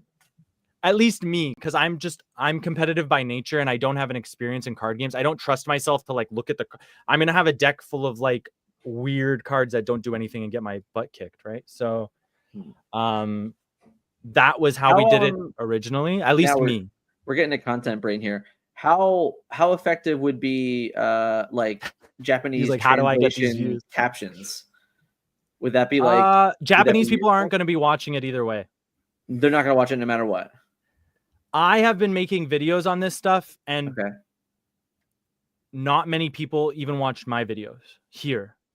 Okay. Oh, so like in your analytics, you can It's see more that. so going to be for people like me. So I wouldn't say that you would get like, you know, hundreds of thousands of views from like the Japanese audience. Okay, but like it would help people like me, because I'm going to be going, whether I like it or not, even if I like leave Japan in 2 years and move back home, that means I have to go through set 3 to 7, and I'm going to have to figure that stuff out. And I feel like even nowadays with all the meta fee stuff, like that didn't really start till set 6. So it's like any professional advice of any kind, because right now the issue I'm running into is I finish a game with someone, I can speak a little Japanese, but I can't speak to the level of like you can't like, you did like, this turn 3 and you should have done this and you should have set that up. And I see Japanese people having these conversations and I'm not having them. So the times when I do talk to someone like Dick or that Frank guy who came from Singapore have been super duper helpful, because it's just been me and my girlfriend, and we're both like, I think Ariel's good. Yeah, that seems good. Yeah. So like she's running Blue Steel, and she's the only person who has kept Aurora from set 1 in her deck. Okay. And she honestly like destroys people because she runs like Cogsworth wards him and then like wards other people. And it's like nobody runs it because they just net deck from online and nobody is running Aurora. Yeah, like the anyway, deck, sorry to go on a the tangent. deck that you have been playing, our teammate won at the time. That's where I found it. I watched your video interviewing like, our teammate at the time like had won the largest tournament to date, basically. That's I went into set 2 thinking I want to do Green Fossa, and then I'm going to have this pocket set with this Robert. And I watched your whole video interviewing him. Yeah. And like everything, he's like, okay, I want to mulligan for the befuddle. I'm like, okay, mulligan for the befuddle. Get the Maleficent. But Robert doesn't have Twitter. If you talk to him, he does not. I would have loved to get his social, DM him something. Yeah, I wanted to ask him. He is only on Instagram, and he would have responded too, for sure. Insta, that's why I didn't check. Yeah, Plus Cosplay is on Instagram. I believe Plus Cosplay. I believe it's Plus. Yes, Plus Cosplay. All right, thank you. I saw him at a recent game as Aladdin, the Aladdin girl. That was a funny. Yes. That was a good costume. Yeah, I was gonna say like how like, do you keep up with our current news at all? Not really. There's no reason to, right? I keep up with stuff that is like I saw the cheating scandal at Melbourne. Okay. I see stuff like that. Okay. I see the big stuff. I see but like I saw Blue Steel. Of course I saw Blue Steel. Of course I saw that Haram was banned, because that's really important to us. Okay. Now that, just to our knowledge, that's not affecting you guys right now, right? Like you can still play. They announced that it's not affected us, so we are of the understanding that set 7 it will be banned. Okay. So everyone just has these jokes right now where it's like, here's Haram, and they're like, he's dead soon. So we're playing Haram, and we'll play Fortisphere next set, as far as I know. Okay. I don't think anyone even plays it next set, so I think it takes a while to. No, sometimes someone top 8'd Atlanta with it. Sometimes you find stuff like specifically like you'll find something a little later, and there might have been like a little piece that incentivizes it, but there might be something like in our metagame right now that you could do in set 3 in a way. So that's been my biggest inspiration of like play. That's been the coolest thing to me. We've seen it right now in set 2. People are playing purple yellow. Okay. Based off of the Atlanta winning. Yeah, the Mufasa deck. Because it's still playable. I see it without Mufasa right now. So I didn't tell Dan just this. like Pascal, Cinderella, Fairy Godmothers, and like it's pretty good.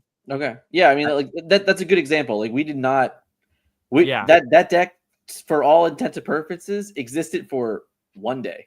And then everyone kind of just laughed at it. Yeah. People are 100% going to run that. Yeah. Which is funny. It makes me want to play Steel Song. It's a good deck. It makes sense. It's very interesting. We're probably leaning on the side that's unplayable, but how did it win? Because it caught a lot of people Everyone off off guard. guard. And That's it what I was ran- thinking though. So I Yeah. went into this. I was going to go into set 3 and be like, I bet nobody's gonna play this. I'll get it. But then I saw people playing in set 2, and I'm like, it's done. It's over. It's over. Because that's why I won with Green Fossa as well. Because I'm like, I ran a weird like sub Green Fossa with no Rapunzels. And I was just like, nobody's gonna expect like this super hyper aggro. I was running Lilo in it. And I was just winning games before they could even understand what was going on. Right. And I had like one Bibbidi Bobbidi in there, and like sometimes I'd Bibbidi the queen into Cusco, and they're just like, I have nothing for this, and I just win a game off that. Is Just in Time in there? That card does not ring a bell to me. Is that the Maui jumping? Yes. Yeah. That's the other version people were running. Yeah, because that's the thing with me too. I don't know the names of like every card because I Right. only know it in Japanese. Yeah, that's fair. That makes sense. But then I don't even know the name in Japanese, so it's just like the Maui even better. jumping.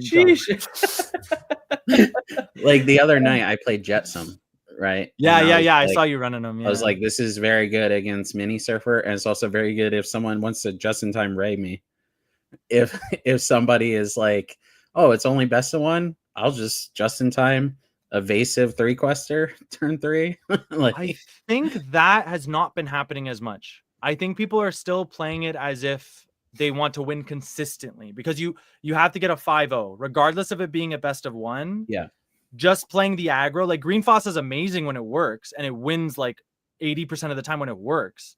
But if I have a full uninkable hand on turn 3, like it's done. If I don't have the right dock into something and they banish, like it's done. It's just, well, okay. Right. If they Tremaine me and I have no extras, okay, Cusco's dead. Okay, I lose. Yeah, we have always referred to Mufasa as the best on the play deck. Yeah, back then we would. When I played it at a tournament, it was a 7-round Swiss. Every single one was, I got on the.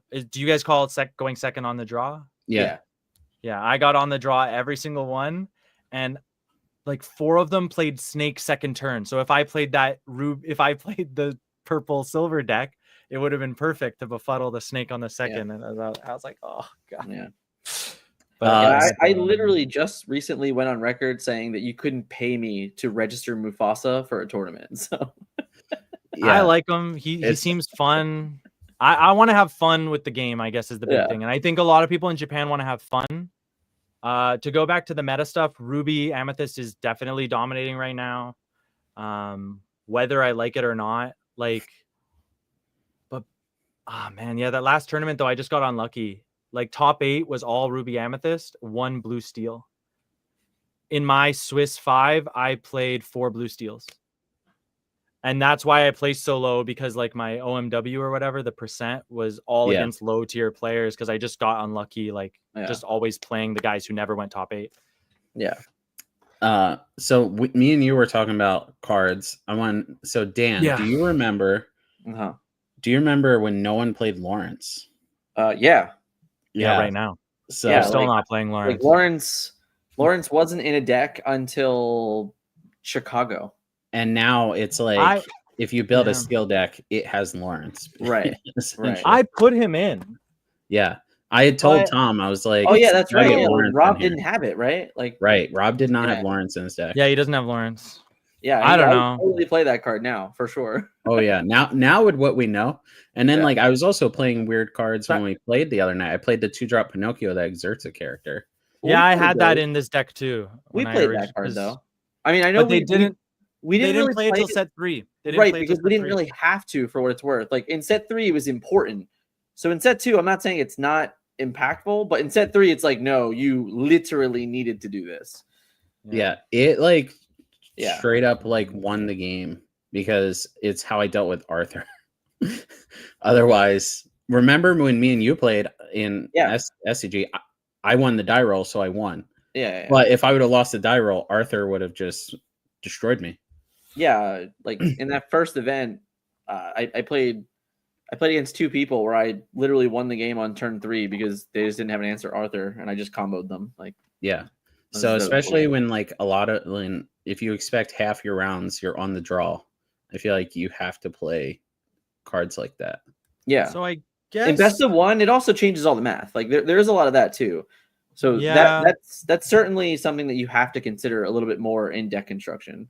I think the only people doing all that stuff though are the top 8 people though. So I feel like in that 200-person tournament, This is what we're even getting. me, we got to get you to that. yeah, you level, guys will bro. train me. Look, I'm gonna go from here to here. I get it. I get it. 0 to hero, buddy. 0 Look, to hero. we're going to the top. I get it. But I do think a lot of people, even people who've played previous games, including myself, like me and my girlfriend, we enjoy looking at the ink decks. We enjoy looking at that stuff, but like we just don't know enough about all those things. Like we know about the uninkable ratios. We know about those things. We know about like the mulligan ratios and like trying to get like, if you want to have a 1-drop, how many you should have in your deck to always get one, things like that. But the other stuff, we kind of just go off vibes at this point.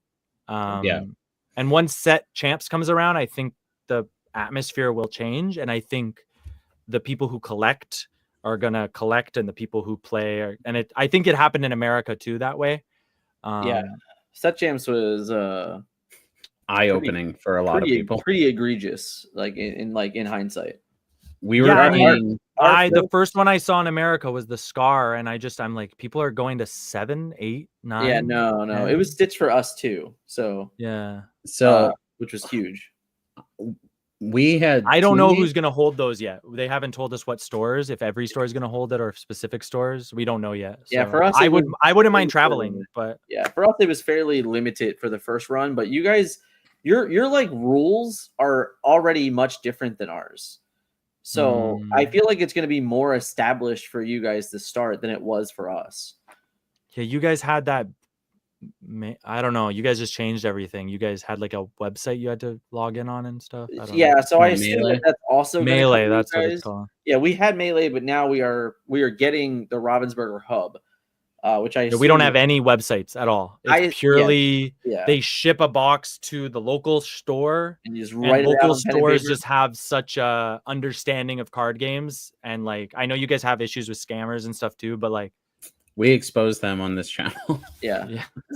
It's happening here too, but it's so private because this country is so private, as you can assume by Japan, that you can get away with it. They're straight up just putting them online on an anonymous selling account. They're not like, all our friends are coming to our I have found Disney's just going to ship them the stuff anyway. Like, I have found multiple stores here selling them on their own eBay account. Yeah, it's like, come on, man, get it together. It's like linked to their website. It's the nice thing about Japan. It's nice and bad is that if you use Mercari, you can be fully anonymous, including the shipping. Like if it ships to you, you will not see my address. Okay, that's good. I have sold stuff, and there have been people who have said like, I won't do it unless you, because they're just they don't want to be like stalking's an issue here and things like that. Yeah, I had to get a PO box and use like fake names and everything. My address got leaked. Dick Burns, Richard Burns, Mr. Burns. Yeah, Richard Burns is the fake one. That's my grandfather's name. So I actually brought up what our metagame was during the set 2. This is set 2 meta for NA and EU. There's a lot of decks, so it's a little small. I've never seen Red Fossa. You should never see Red Fossa. Well, it was much more popular here than the Green Fossa version. But I ran Green Fossa. I've seen people try and do discard. I played Purple Steel the other day, and 3 people told me it was the first time they've seen it. Hot. You know what won a tournament the other day? Red Blue Pappy. Yeah, you said that, and I was blown away. I couldn't believe it. Yeah. And he keeps tweeting about how good it is. Yeah, I could go back. I had a Grand Pappy deck for Red Blue for sure. I could probably dig that up and find it. I definitely had one, and it was just like Mother Gothel, and then he heals her with flower. Yep, we called it the Grand Pappy Bomb. That's what we called it. And you just like you dropped him, and you just like gain 10 lore, and you're like, sweet. Yeah, he won a 64 person tournament in downtown Tokyo, like arguably the most competitive area. That's sick. And I think we had one more question on this one. Oh god. If your 5 fingers could dispense unlimited amounts of different liquids, which liquids would you choose? Melon soda. 5 different? Yep. Melon soda. Japan God tier drink. Melon soda. I get that at import stores here. Import stores here. It's so hard to get the like legit stuff. Fanta's not the good stuff. Suntory melon soda. You said down with the Fanta. Fanta's good, but Fanta melon soda, no. I love drinks, man. I almost swore. Like I'm holding my self back. Yeah, you're doing a good job. You're doing a good job. Melon soda, water, I guess. Apple tea soda from Tokyo Disney. Okay. Coffee, hot coffee. Yeah, that's how you get people. Yeah. You never lose again. Any liquid? Yep. I should have been thinking bigger. Okay, no coffee because I have water. No coffee. Gasoline. Okay. That's a good one. Okay. Because that'd be big money, right? Yeah, I would have never thought of that. It's still good to get your opponents too. Like, oh yeah, just get them in the eye and you're done. You win. Oh god. Something like I'm vegan, so something like Huel or Soylent or something like an easy protein drink. Oh god. So speaking of that, I was like, this is a good segue. Yeah, I asked you in Discord, but for everyone else, like, do you have any recommendations for anyone that might have a restricted diet close to the venue that is planning on traveling? I mean, Tokyo is Tokyo. It's a weird city. Everything is everywhere. You can get anywhere you want to go anytime. So like, I don't know where the venue is, to be honest. Tokyo is that big. Like most cities, it's like, oh, there's 2 places where the expos are held. Like Tokyo is like there's 400 places that an expo can be held. Like it's an unbelievably dense place. I'm throwing a number out there, but like I have been to Tokyo Game Show, I have been to cons, I have been to anime things. This one's here, this one's here, this one's here. The tournament I went to was like on the 4th floor of a weird abandoned classroom. Like it's just wherever you can get stuff in Tokyo. So what I would recommend personally, Moss Burger has a vegan burger. It's called the Green Burger. What do I eat all the time? IKEA honestly is a good choice. They have like little things. They're in like Shibuya. It's kind of there's a lot of like falafel stuff like that. Falafel Brothers. There's just Happy Cow is a good app. That's what I'd recommend. Happy Cow. Okay. Yeah, because Happy Cow is an app, and I use that to find everything wherever I am. That's what I would use. Sounds good. I found it, Tom. What did you find? The venue? No, I found the deck list. The Pabby? The Pabby bomb. This is you guys can explain to me because I'm stupid. I don't know this. Like I think it said it was 456 days old. Oh, the OG Pabby bomb. Yeah. I think I submitted the new one. I was just showing you for like reference. Yeah. Let's see. You'll get my honest reaction. I'll give you. Can you throw it up? Throw it up. All right, we can do that. Hold on. Let me see. I don't know if you do. You guys have an end time on this? No. All right, we're good to go. We're going all night. Where are we at? Here we are. I'm burning day. Actually, it's rainy today. It's very dark. You can tell my light went down. All right, this is kind of what he did. Yeah. Noe, I hate that little baby. They're so Noe. She's the best. So people running her. What's her deal? Oh, that's terrible. Well, she's pretty bad against Amethyst, but Amethyst amazing against Steel. Let's see. What did he run here compared to this? So this is set 2? This is set 2, yeah. So a similar... Oh, so also set 2. So maybe that's where they stole this from. Maybe this is where they got this from. There is a video for it. Okay. I thought that they just came up with apparently this. Apparently it doesn't exist anymore, but this is what I'm saying, man. It's hard. I'm sure it exists. Like this definitely does exist. Let's see. Yeah, it's roughly the same thing. Does he have one gumbo pot? I have Maurice's a couple. Workshop. So I did not have Workshop. Oh, 4 gumbo pots. Yeah, this was more. Yeah, before we knew Maurice was good. Probably. Yeah, I don't know. Workshop, and he has Magic Golden Flower too. Yeah, so like I had just the gumbo pot over Golden Flower. Oh, you know what I ran into at that tournament? A guy was running set 1 Alice. No, not Alice. Sorry, Ariel. Readies when you play an item. Yeah. They played that. They scared me, bro, because the other day I was playing and it was the first time I ever ran into the Bayou Beast endless loop. OTK, yeah. I've never seen it before, and a guy scared me for my life, and I literally was like, what just happened?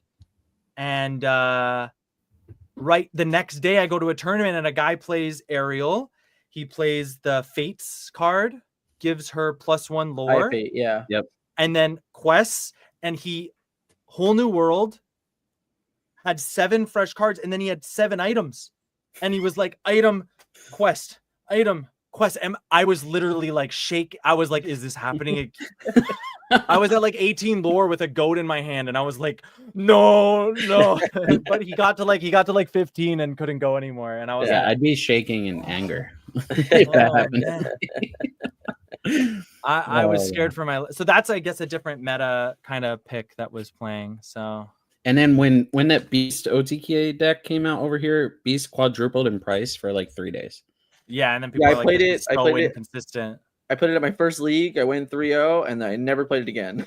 That's what I'm planning to do. I'm planning to like bring it to a local fun tournament. Like we call them koryukai. They're just called exchange meetings. I think I'll just bring it there and try and scare someone and like teach them. I think that's the best part about using it. All right. So the next questions up here were like TFM questions, but obviously still feel free if you have any piece of advice.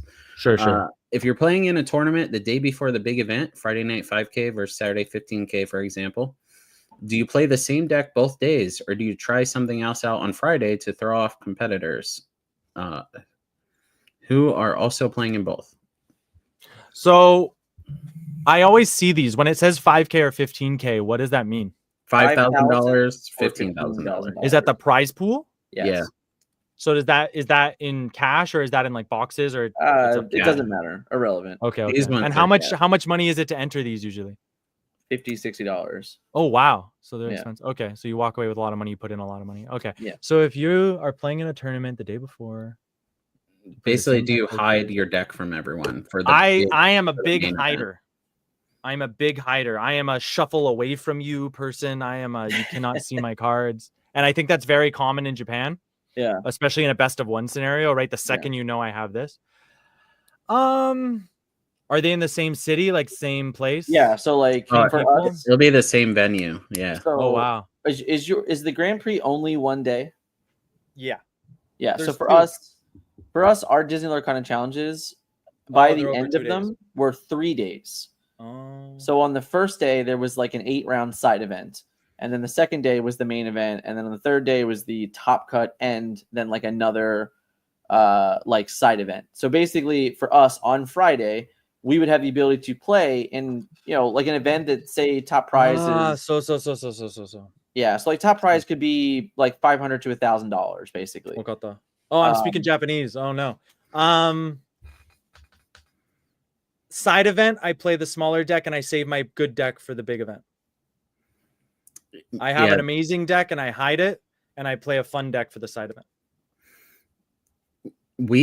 I've flip-flopped in Vegas one time. Events are free here. If I'm paying 60 for both, I don't know. Yeah. Well, in Vegas, I played the deck that we were considering playing for the DLC, which was a little scary because someone could take note, especially since it was such a unique deck, and we're all wearing the same exact jerseys, and so, but the deck performed so well that we ended up just having to play it on Saturday. Yeah, it was so good on Friday. Like we had what did we make that weekend? Like 10 grand. It was definitely the best team weekend for a weekend in general, I would say. Yeah, it was insane, and the deck costs at the time like $50. Yeah, like just the 3 of us that were on that deck. I mean, we won like over $3,000 between the 3 of us. And I think that's been the interesting thing about doing the sets is like I'm able to find decks that performed well and were not noticed. Mm-hmm. So it's like I've been really enjoying that aspect of it. Like this green fossa I was so hyped for, And like next set, I have like 1 or 2 ideas that I'm really hyped for. And I just feel like most people are just going to be running, what was the best of the best? Like Ruby Amethyst, I'm going to play Ruby Amethyst. Steel Song, I'm going to play Steel Song. Well, you're lucky, and you never have to play in a world with Bucky. So yeah, that's congrats. True. I'll never know his truth. I'll never know about him. It was a nightmare. And there is no F in chat for Bucky. All right, none, 0. I'll never know. You won't ever need to know. I have him. Yeah, but he reads like a real bad card. Yeah, I have him. You have to shift a Floodborn or something now. Yeah, it's bad. Before you could just. I think he's cute. He's my favorite of the promos, but it's because he never hurt me. Yeah, I've only loved him. I love the movies. I love Cusco. As you should, Dad Kana. As you should. Yeah, people literally quit playing the game because of Bucky here. Yeah, it just happened. But yeah, you should quit because of us, not because of the cards. Yeah, I think in the DLCs, unless you have like literally the spiciest thing that no one has ever talked about, I don't think it matters at all. Honestly, I'm very much in favor of saying, like, if I'm going to play in a tournament, the goal is to win the tournament probably. So I'm just going to play whatever I think the best deck is, I think a lot of people have that mindset. I feel as if being someone who's not as experienced and I don't have the confidence in being able to play every perfect play with the best deck, I would rather pick something that would surprise my opponent. And that's always been something that I've done in any competitive thing that I do. Yeah. Like I play Overwatch at like a decently high level and I play Wrecking Ball. Like I play the most crazy flying around character that like is like 1% pick rate. So it's just like, that's my style. Yeah. I was more responding to AJ's original question. Sorry. No, you're good. No, it's just good. Like, I think that like on average, specifically in that even your world, we're like, oh, I'm not as experienced, right? Like, I think it would even be more benefit to just play the deck that you plan on playing anyway, because you can't really replace live reps in a competitive scene like that. Yeah. Like, honestly, like I remember in Vegas, we went in and we were all pretty on the deck, and I said, this will make or break the weekend and how we do on Friday. But it was like at the end of the day, Friday, we're like, no, like this is it. Like this is the deck we should definitely be playing. So it was a good moment kind of thing. Yeah, especially because I was playtesting with Melissa the days leading up to it, and she knows the deck. None of our opponents knew the deck. She knew the deck. She knew exactly what to do, and she was dominating me. Yeah. I ended up throwing the deck so far, it went into like 3 different rooms of the house, and I went to bed for 4 hours. And the next day, I was like, I don't even want to go to the DLC. That's kind of honestly, that's what happened to me the other day when I didn't go to that tournament. I practiced with my girlfriend and she knew my deck and she's playing blue steel and she demolished me 4 times in a row. And I was just like, I don't need to go to this thing. I'll stay home. I'll go buy some packs. I'll just get the promos that way. Well, then Friday we get to the venue and I play in the side event and I make enough money to cover the whole trip. Yeah. So that was because maybe I would have won the hat. Maybe I would have won the hat. Damn. My opponents were getting furious with me. They were just like, what is this, set 1? Like I was playing like all these random cards that you would never. I was playing Befuddle. Yeah. That was only played during like set 1, set 2. And people were just getting furious. We're playing Fire the Cannons. Yeah. The uninkable deal 2 damage. We were playing Smash. Yeah. Like I know you're a Smash enjoyer, but we were just playing. We were playing a $40 deck. That's a thing too. Like I was what was the last set? I saw a guy on Reddit he called it the Landlord deck. It was like all locations, green steel. And he's like, this is a $40 deck and it can beat most people. And it's just like, yes, even you guys don't know about it. And I'm like keeping that in the back pocket for when those come around. I'm like, I want to play this. Like an all location deck. Like that's going to throw someone off. Like, it just, it's good for like a day. As long as you win the die roll and you don't run into Fox. Yeah. But the thing is, right? I live in the middle of not the middle of nowhere. There's no ink decks. People don't post stuff online in this country. So it's like a hidden deck can go for a week. Yeah, but the problem with that is that deck on the draw is like actually unplayable. Like you just you like your locations can't challenge, and that you're in trouble. Like I don't know the situation, but one of the reasons Snake and Fox is like so unbelievably good is just like if you have two of them, if you have a snake and a fox or a fox and a fox, your opponent cannot interact with the fact that you are just going to bounce and challenge immediately every single turn. It's insane. When people realize that that's a closed combo, there was like, I mean, Dan made a whole video with all the Merlin characters dancing across the screen because we had an entire weekend with 24 top 8s, and all of them featured every single Merlin card in every deck. It was insane.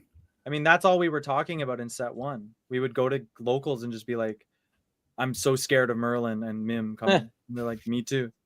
Yeah. And then you have Ruby Amethyst players who have already invested all the money in Maleficent and everything. They were like $60 each at a time. And you're like, I know tomorrow you're going to be playing full Fox and everything. Like, so. Yeah. What do we got next? We got another stupid Jorge question. Could Team TFM take on a gorilla? So I wasn't going to show this, but then Christian said he really wanted to hear the answer, and I respect Christian. Okay. I'm going to say, no, we can't take on a gorilla. I don't even think the 100 men could take on a gorilla that like people have been proposing. I want to know how come it wasn't like 100 like gorilla-sized chickens, you know? Like yeah. So we'll get on to a real question. How do you train your mentality? So how do you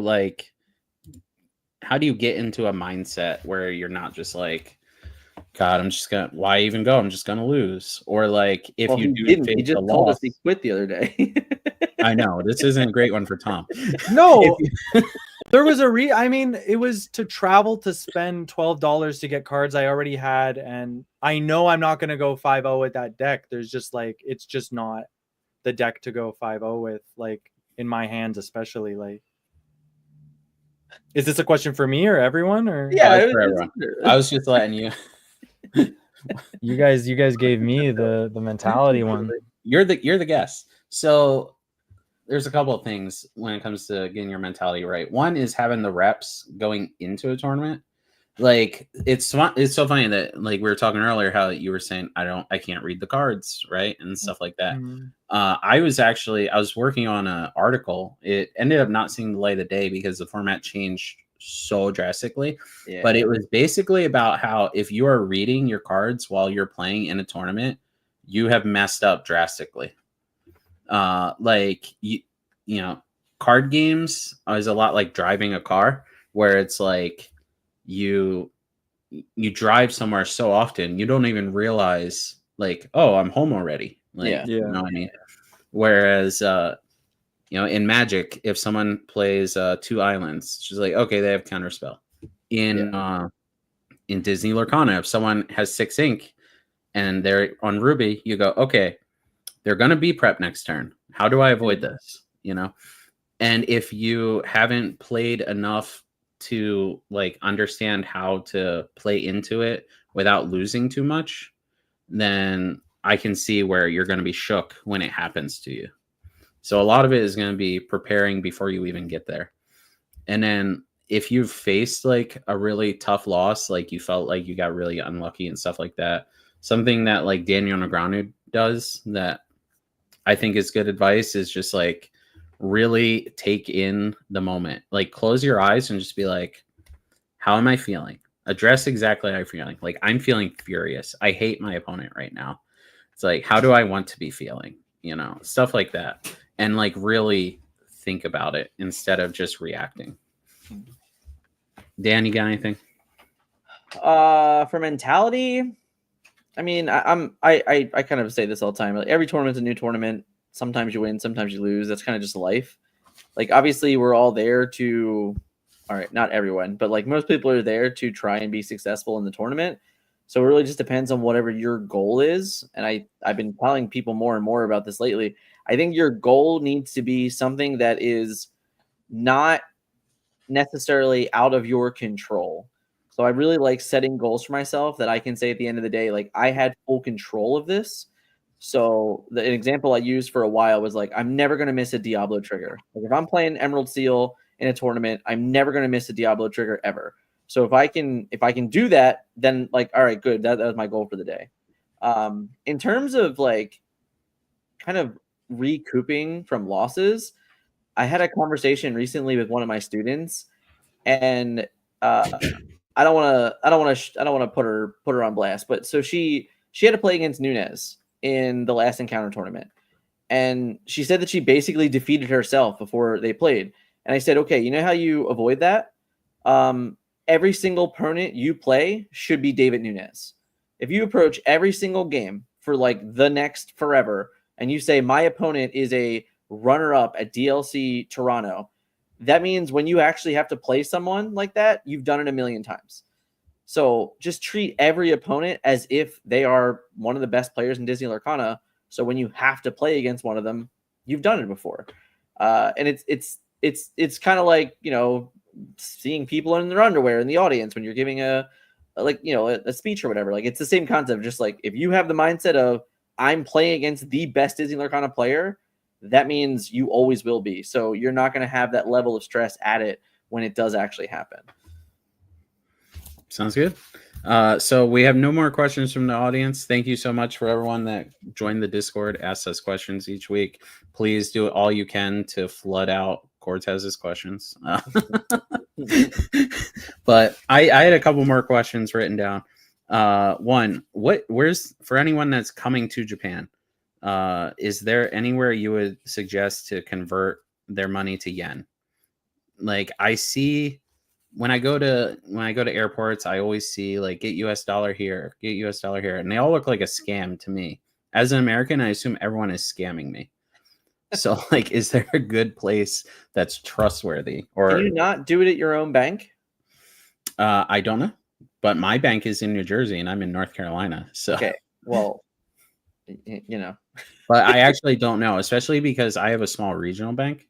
Okay, I feel like I don't want to steal his answer, but I feel like if you called your bank, if you were local to it and still lived in New Jersey, and not Southern raised or whatever, you could call your bank and say, "Hey, I'm traveling to another country. I would like to do an exchange." And if you give them enough time, they should be able to do it for you.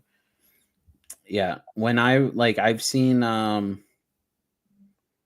I saw that there were services and it was like they charge 1 penny per US dollar. So it's like whatever, that's nothing. Sure. Like, is this actually trustworthy? And do you have to do it ahead of time? I do two things when I travel. One, so Japan uses a lot of cash, like physical cash. I would, the 7-Eleven ATMs are king, is what I will say. I also heard that, but the fees here at a 7-Eleven is like $6.99. No, you might get a fee, but I would just take out as much money as possible. So what I would do is two things. I would pay for everything using my credit card, because back home I would buy everything on credit card and just pay it off to get points. That's just how I usually do things. So when I use my credit card overseas, they don't charge me a foreign tax. So I would just check if your bank just charges you 1-to-1, then just use your card as you would normally. Most places take card. And if you have something that won't give you a credit loan, because you don't want to take a credit loan out of an ATM, if it will just take USD, do the daily transfer, the daily exchange rate limit, and then give you Japanese, that's what I would do. So like when I went to Korea, when I came to Japan, when I go to America, I usually try and just go to, well, I guess Japan would be the best example. When I came here, I have a local, I was going to show you my card. I have a local card. As long as it has, you can check the 7-Eleven website, the ATMs, it should have like all the pictures. Just look at the back of your debit card or your Visa debit and see if you have the Cirrus or the 2 circles or something like that. If you have that, when you come, you should be able to just put it into a 7-Eleven, take out your money, and then it'll give you the yen you've required. And then on your bank statement, it'll be like, you took out this at this exchange rate. So that's how I've always done it, because MasterCard, Visa exchange rates are usually the like what those shops charge, and then they put a ratio on top. Yeah, what's funny is the only DLC that was not in North America or not in America was in Toronto, and the first place we went to eat, he couldn't use his credit card, so I had to go in the parking lot and walk across to the bank that happened to just be the same bank that I use in America and get out Canadian money. Like that was the only way we could pay. Otherwise, we would have just not I mean, paid. if I was at home and I was worried, I would go to my bank and I would ask them.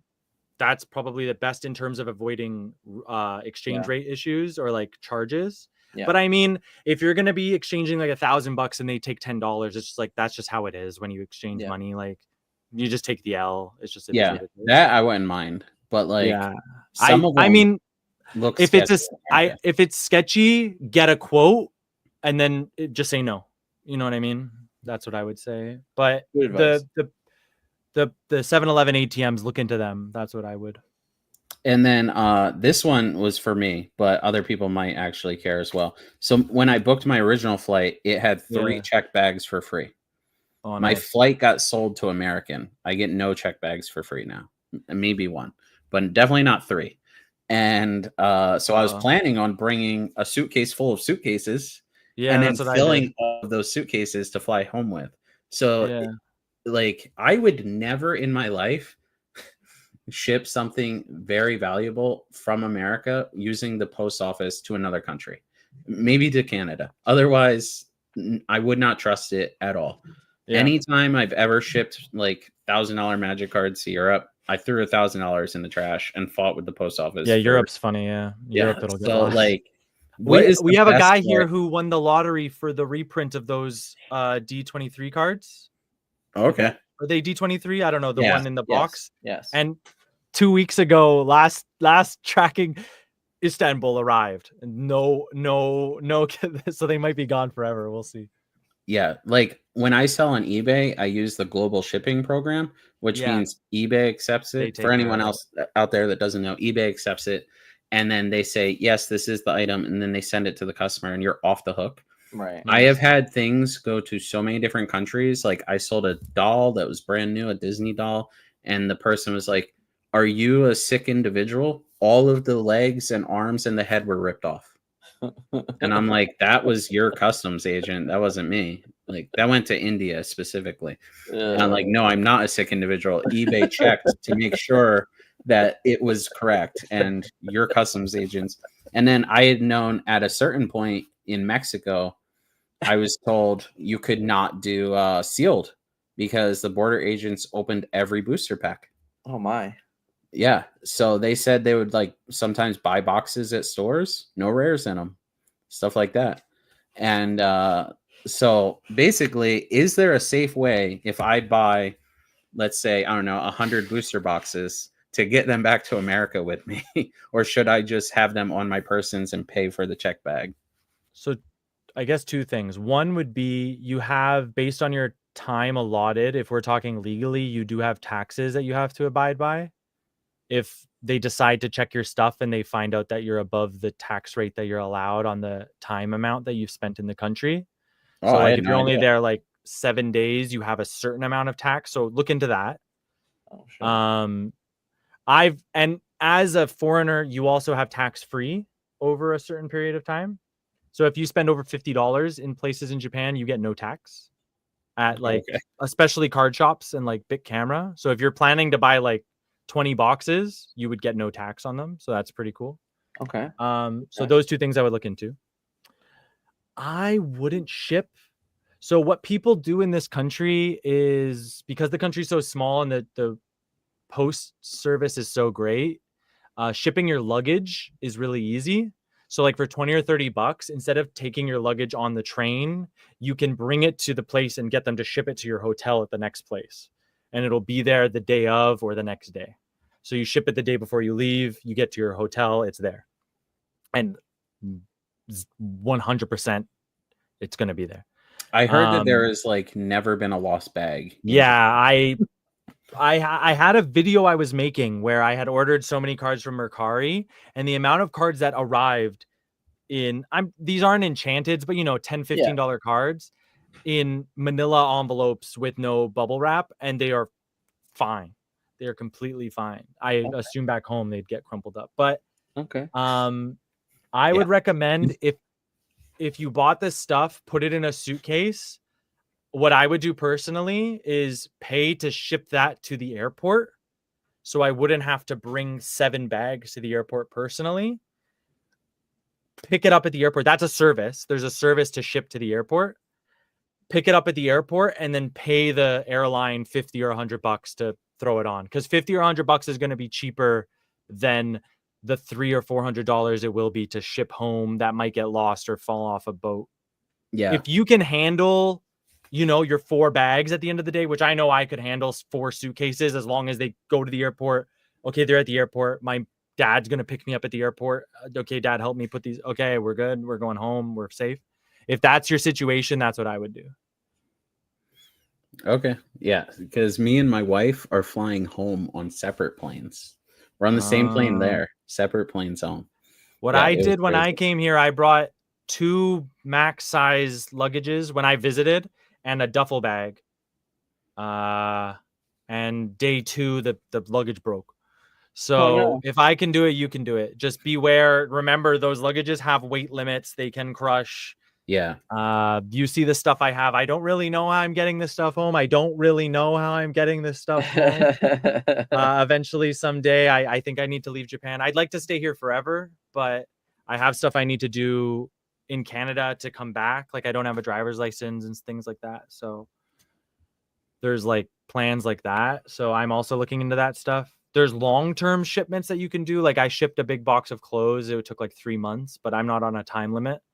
That cost like $120, but it wasn't stuff that I just had faith that it would arrive. It wasn't like, and it was personal stuff. So like, if customs checked it and they saw 20 boxes unopened with price tags on them, they'd be like, what is this? Yeah. Because they opened it and saw sneakers and they're like, oh, okay, whatever. I also want to go thrifting. And it's really easy to do here. Hard off, book off, hobby off. If I find a good deal, I want to bring it home and sell it on eBay in America. Yeah, I've thought about that many times. The amount of things that I have found that have been $2, and I look online and they are $185 in America. The amount of things that I just don't know the logistics of getting it from here to there. If you're talking legally with taxes and things like that, if you come on a trip and bring stuff home, that's fair game. But I could 100% have a business of doing that. But it's just like, especially with my eye and the things I know, I just like, I don't know. I got this doll for $20 the other day, and this guy goes for like $200. So it's just like, there was just a box of them, and I was like, give me them all. Give me them all. Is that Papa the Rapper? Yeah. Right? Parappa the Rapper. Parappa the Rapper. Yeah. Yeah, I got lucky the other day and ran into a bunch of Parappa. Nice. Dude, I swear to God on my life, I had a dream about Parappa the Rapper this week. Come on, get out of here. Yeah, I'm a big Parappa fan. I have not kids' lives. I have not thought about that thing in at least 15 years. I know. Bro, I'm a big Parappa fan. I like all that crazy. Stuff. That's crazy. But that would be my recommendation. I especially, you guys are going to America. It's probably the toughest. Shout out to Blaze Tarnish, by the way. He just subbed on with Amazon Prime. Oh, big sub! Let's appreciate you. Also, shout out to Jorge earlier. He also. I'm Jammer Lammy. Let's go. He knows. I have global entry, so I think I have an easier time with TSA than most people. Mr. Dick Burns is an important man. It's true. Express entry, retired, coming to Japan to play. I went to an airport here in North Carolina, and it only has one terminal, and they did not know what global entry was. I didn't have to do anything extra because it was me and 5 other people there waiting to get That's taxied. where they do you have to do the pre-interview and stuff, right? Yeah. I had to fly to Newark, New Jersey. Oh, Newark, classic scam airport. That's the airport I was thinking of when I said I don't trust these exchange Yeah, things. that's the classic. Like Toronto wants to go to New York City. You look it up online. Newark. Oh, okay. That's like New York. Okay, let's go. And then it's like an hour and a half out. Yeah. Worst airport you've ever been to. When I was 16, I was trying to go to New York to play in a JSS qualifier, and I fell asleep on the train. I heard Newark. I ran off the train, and I missed the tournament. I went outside. There were no skyscrapers. I was like, oh my God. I ran back in. This is I trash. explained to them. LaGuardia is trash for sure. LaGuardia is better than Newark. Oh my God. Now Newark actually just recently remodeled. It's beautiful there now. I actually been flying out of there. I flew out of there 2 or 3 times in the last year, and it's actually very nice. Yeah, I have to go to JFK for the Japan trip. Man, I'm even more excited. I wish we had started talking before I booked the trip, because I would be there this whole month. I have nothing better to do. What? Wife? Yeah, you could have paid for me to come out every weekend. It would have been great. Yeah. True. I'd have been like, every time I need to rock, paper, scissors, you sub for me. We'll split the profits.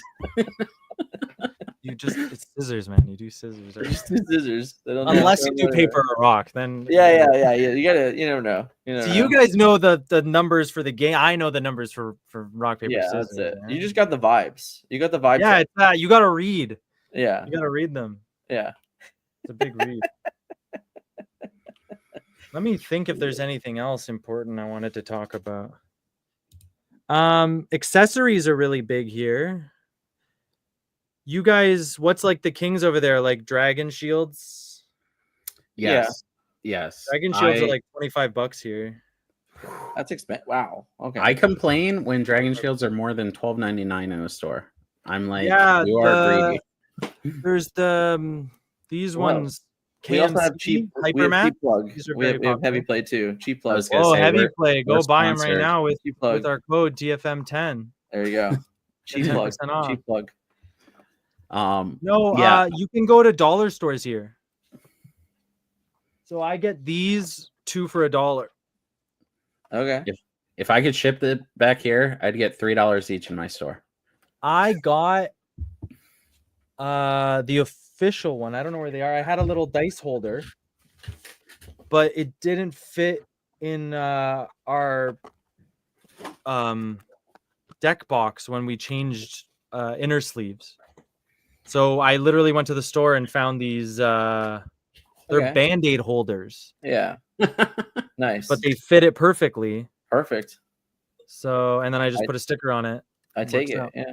I love it. I went to a thrift store last week and I got this. You got to turn the virtual thing off. You got to turn the virtual thing off. Whoa, a whole lot of deck boxes. Those are cool colors. 24 of them, and this was $3. Sheesh. Because it's an Amazon return store.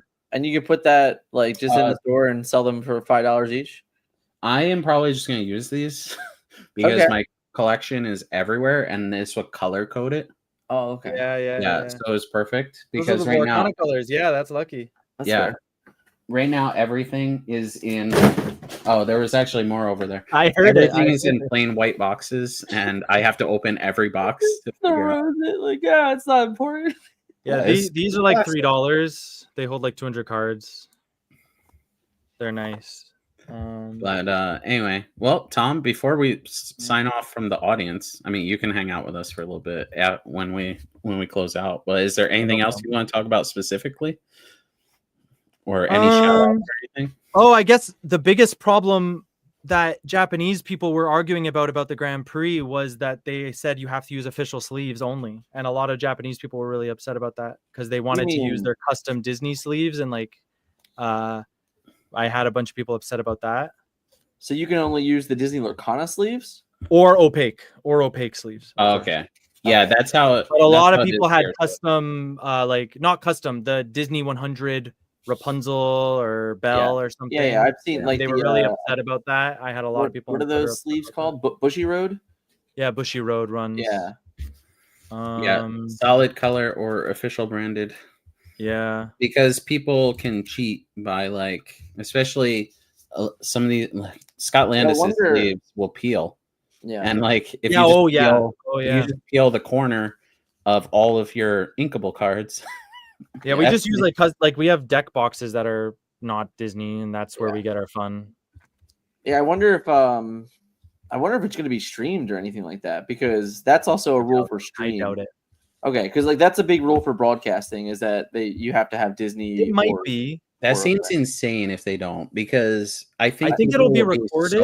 I'm not gonna lie. If it's streamed, I will be live with it for sure. I think it would be recorded, but we've had no information. Like, because I said Japan is a very private place. I won't be. I lied. They would have to announce that before the lottery went out. They said that there will be recording, but they would probably have had to announce that there would be a live stream, I would assume. That's so interesting, because like Maybe. in America, if you're in a place that you were invited to, or a public place, you have no expectation to privacy here. Sometimes, like if you remember Star City Games, when you walk in there, it says it on the wall, like you're agreeing by walking in the door, you agree to be recorded. Like it literally says it. Yeah, I think that's just a preemptive you'll strike. go to the electronics store. There's a little picture in the corner that says camera X. Okay. You can record everywhere. It's not a big deal, but it's just like people. As long as it's like not if the you gay watch shows. a really big YouTuber, TDR Explorer, he makes a lot of videos about the Disney parks here. And in the last year or two, he's gone a lot more professional. And in all his videos, the whole bottom half of when he's walking is just blurred. Like whenever any person would enter the frame, it's just blurred. If you watch any of the Lorcana like Japanese videos, if there's a crowd shot, everyone's blurred, pictured emojis over the face. It's just a thing here. That's nice. Is that like do you have to do that? You don't have to. It's just I was just this curious. Country works off of, I guess that would be a big thing. This country's very homogenous. This country's very, the tricks of the trade, the social cues. And America is very individualistic. I'm me. I get to do what I want. It's my life. Japan is very, not to say people aren't like that, but to block the faces. And if you don't block the faces, you won't get in trouble, but people will create an image of you, and that's kind of so a lot of people get depressed because of that, right? Like a lot of people kind of get, because it's so much weighing on you all the time sometimes of like, I need to act this way. And luckily as foreigners, we definitely get a pass and we don't have those same rules placed upon us. So like Dick, when you were telling me, I saw on, Reels or something, or like a video, someone saying I have to do this, this, and this, those rules exist. I guess I want to say this about anyone coming to Japan. Those rules exist, but at the end of the day, you're still a foreigner. And as long as you just have like respect and you're not doing crazy stuff, you're not doing like graffiti, you're not doing evil things, like you're not doing bad stuff, you have the best intentions, whether or not you're annoying, like forget everything I said at the beginning. That's all that you need to really do. You don't need to make sure your chopsticks are this way and not this way. Like you have to just be yourself, do what you want to do, like be what you like, have fun, but you're still a foreigner in a country, so people are still going to be happy to talk to you and still be happy to have you, and they want to learn from your culture as well. So if you're just like acting Japanese, like it goes both ways as well. Yeah, I'm hyped. I feel confident that. Yeah, are you going to the parks? No. You're not a park guy? I am, but I won't go without my kids. Ah, okay. Yeah, I am a huge family man. All right. My wife. Well, there's a shop. There's tons of shops. You can definitely get merch without going in too. So. And what's funny is I actually have never been a fan of Disney parks, which I've talked about here. I'm a Universal guy. Yeah. Epic Universe, huh? Yes. I'm very sad because I've traveled so much for Disney Lorcana. I canceled my season passes for the first time in like 5 years. Liz, you're lucky you're even going. All right? I thought it was right. Is Liz your partner? Is Liz your wife? Even going, Liz. Yeah, Liz is my wife. Come on. All right, Liz, we'll go. Liz, let's go. We'll go. Yeah, you and your girlfriend could take Liz. Let's go. We'll go to Fantasy Springs. It's fun. And when my kids see the photos, they will say, they'll be like, "Oh, Dad, did you take all the photos?" I'm like, "Nope, I'm nice. I'm." You gotta say all this Tom guy. He took me there. He kidnapped me. I had no choice. I had to go. My kids kidnapped in actually. Tokyo. It's fine. It totally checks out. Big white guy kidnapped in Tokyo, forced you to Disneyland. I mean, come on. By another white guy? It totally checks out. Yeah. My kids have Canadian Japanese male food videos about Japan, and they told me I need to vlog every meal I have for them to watch. This is my attitude pick right something here. up at the This is convenience my store on the trip back. Just get him a plushie. It'll be fine, Dick. It'll be fine. Yeah. Just get him a plushie. I don't know if there's anything. I wanted to write down some stuff to talk about, but I think we touched on everything. You did a great job. Yeah. Also, I mean, I'd love to have you back on after the Japan. Yeah, for sure. If we have more questions, anything, I'm always happy. I'm free a lot of the time. I teach English out here. I make these Lorcana videos. They're fun. I want to learn more about the game. I'm a competitive person. My girlfriend is also competitive in nature, and like we've just been having a lot of fun with the game. I'm happy to see the game like doing well in Japan. There's been a lot of games that come out and die in Japan. So I think people that like Disney is making, like, I don't know. I'm just excited about little stuff like the set champs. Like the mat itself has the little katakana Japanese under the Inklands, and I'm like, oh, that's exclusive. Japanese exclusives. Oh my god, that's so cool. And it's like I wouldn't mind trying to get that, and like I'm more excited about those than the Grand Prix, to be honest. Like stuff like that. So. I wish I could play in those. I'm assuming they're weekend only because here they're weekend only. No. Oh, if there's any, the tournament yesterday was on a Thursday at 11 a.m. Okay, well, we used to be allowed to have them whenever, and then they switched it to weekend only. This country is wild. My girlfriend loves K-pop and J-pop. There's a band playing for the first time Tuesday, Thursday, 5 p.m. I'm going to love it. This country's 9 to 5. If I want to go to the bank, I need to take time off work. Banks are open 11 to 3 on weekdays only. I heard Hospitals are closed on weekends. Like this country Hospitals is crazy. are closed on weekends? Like unless it's emergency, like you're not going to a walk-in clinic on a weekend. Like I have to take time off work to go to the dentist. Like if you woke up and you had a sore throat, you're just like, nah, so bro. Like yesterday I did wake up with a headache and the doctor was closed. So I need to go today after this to the doctor, pay him $30 and get a doctor's note and then give it to my employer. Crazy. Yeah, it's crazy. It's a funny country. It's a funny country. How do you feel about jaywalking? I jaywalk. I jaywalk. Yes, Tom. Yes, I'm a Torontonian. In Toronto, we jaywalk. How does the Japanese culture feel about jaywalking? They do this. Me too. And I just keep going, and I don't care. I don't know. I'm never gonna see him again. Yeah. Dan tricks me into jaywalking sometimes. I have walked to like a half a mile. You said he's from the South, right? No. Yeah, we're from the South. You're a nice boy. You're a good boy. That's why. He's a liar. Do you spit on the ground? I know that's illegal in some places in America. Is that illegal in Japan? Not in Japan, but it's frowned upon. Sure. Yeah, I would not do that in public. No. Okay. I spit. I also don't speed unless it's like by accident. Like if I'm not even go the speed limit. All right. Like, I ride a bike and I do many illegal things. So yeah, I am a rule follower. Like this is why I think I will fit in so well. Yeah, you do well here. I'm a rule follower too, but I'm very like. It doesn't sound like it. I'm a rule follower, except for when I'm not. I'm a rule follower when I need to follow the rules. Okay. I watch. You're just not doing anything crazy illegal. That's all. Yeah, I'm not doing crazy. I'm like walking across like a 5-foot. Exactly. Yeah, I got you. Because I want to get there because I have to catch a bus. Like that's why. Yeah. I'll wait sometimes. I'll wait 1 out of 10 times. 1 out of like 8 times. Nice. It was in just Tokyo. So funny. I'll wait. It was just so funny. I saw a video that was like things that almost everyone does in America that doesn't happen in Japan, and one was jaywalking. And I sent it to the team, and I said, "Guys, I was supposed to be born in Japan," because like the whole team makes fun of me. Like in Toronto, I went underground. I went down steps. Look at me. I don't use steps. I went. You're gonna hate Japan then. Oh, I know. Japan is steps central. Yeah, I'm like, what about all the handicapped people? I see like all these buildings. I'm like, Where do handicap There's people? handicap stuff, but you'll have to wait. If you're a man who's willing to wait, you can get on an elevator. I have gotten on Oh, some he sketchy will elevators.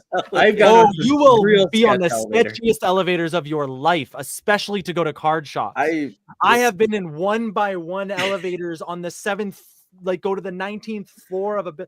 Japan is the kings of like tall and skinny. Like everything is a tall and skinny. You're building. in trouble, Yeah. Dick. You're not tall and skinny. I've been losing weight. I haven't talked about it publicly. Hey, you look great. You look great. Yeah. I It lost looks 15 pounds in the past 3 weeks. Well, you'll come to Japan, get it back. Yes, that's why I'm losing weight. Yeah. So that I Yeah, can you fit couldn't on the go plane 15 on on the way 15. back. I get it. I get it. One time I went to Florida for a month, gained 20 pounds. I believe What it. insane. what did you guys think of Toronto? I haven't been there in 4 years. It was amazing. Was it your first food time? was out of this world. Yes. Toronto's I got my a favorite city passport. probably still at this point. I got a passport just to go there. It's my Yeah, hometown. I think it was. I really do think it was my favorite DLC. I thought I loved it.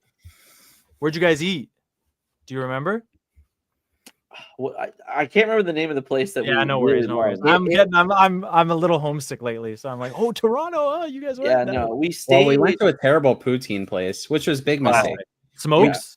We grew up near Philadelphia, and we went to a Philadelphia cheesesteak poutine place. That I sounds just bad. want to confirm, everyone, clip it right now. We grew up near Philadelphia. All right. Yeah, clip before that. we moved to North Stop it. Carolina. What Stop are you it. talking Childhood friend. about? Everyone knows.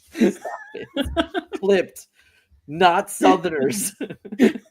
Oh yeah, Yeah, not Southerners. We grew up near you didn't grow up with Philadelphia. gumbo. You grew up with cheesesteaks and. Exactly, cheesesteaks. And What else do I know about pretzels. Philadelphia? Homeless people. That's it. That's all I know about Philadelphia. It's That so is a bad. problem. That was also I a went problem there in once and I was Toronto. a very scared 16-year-old. You'd have been all right. In Toronto, that was a problem as well. There was a Yeah, I human think herd. since I left, since Corona, it's gotten really crazy. Yeah, that checks out. I left. No, it was good though. We loved it. 2021, I had a great time in Toronto. yeah. We also did Niagara. Like I Nice. specifically drove up to do Niagara. Like Yeah, I've on been the there a day, bunch. and it was Niagara's great. beautiful. Yeah. First time?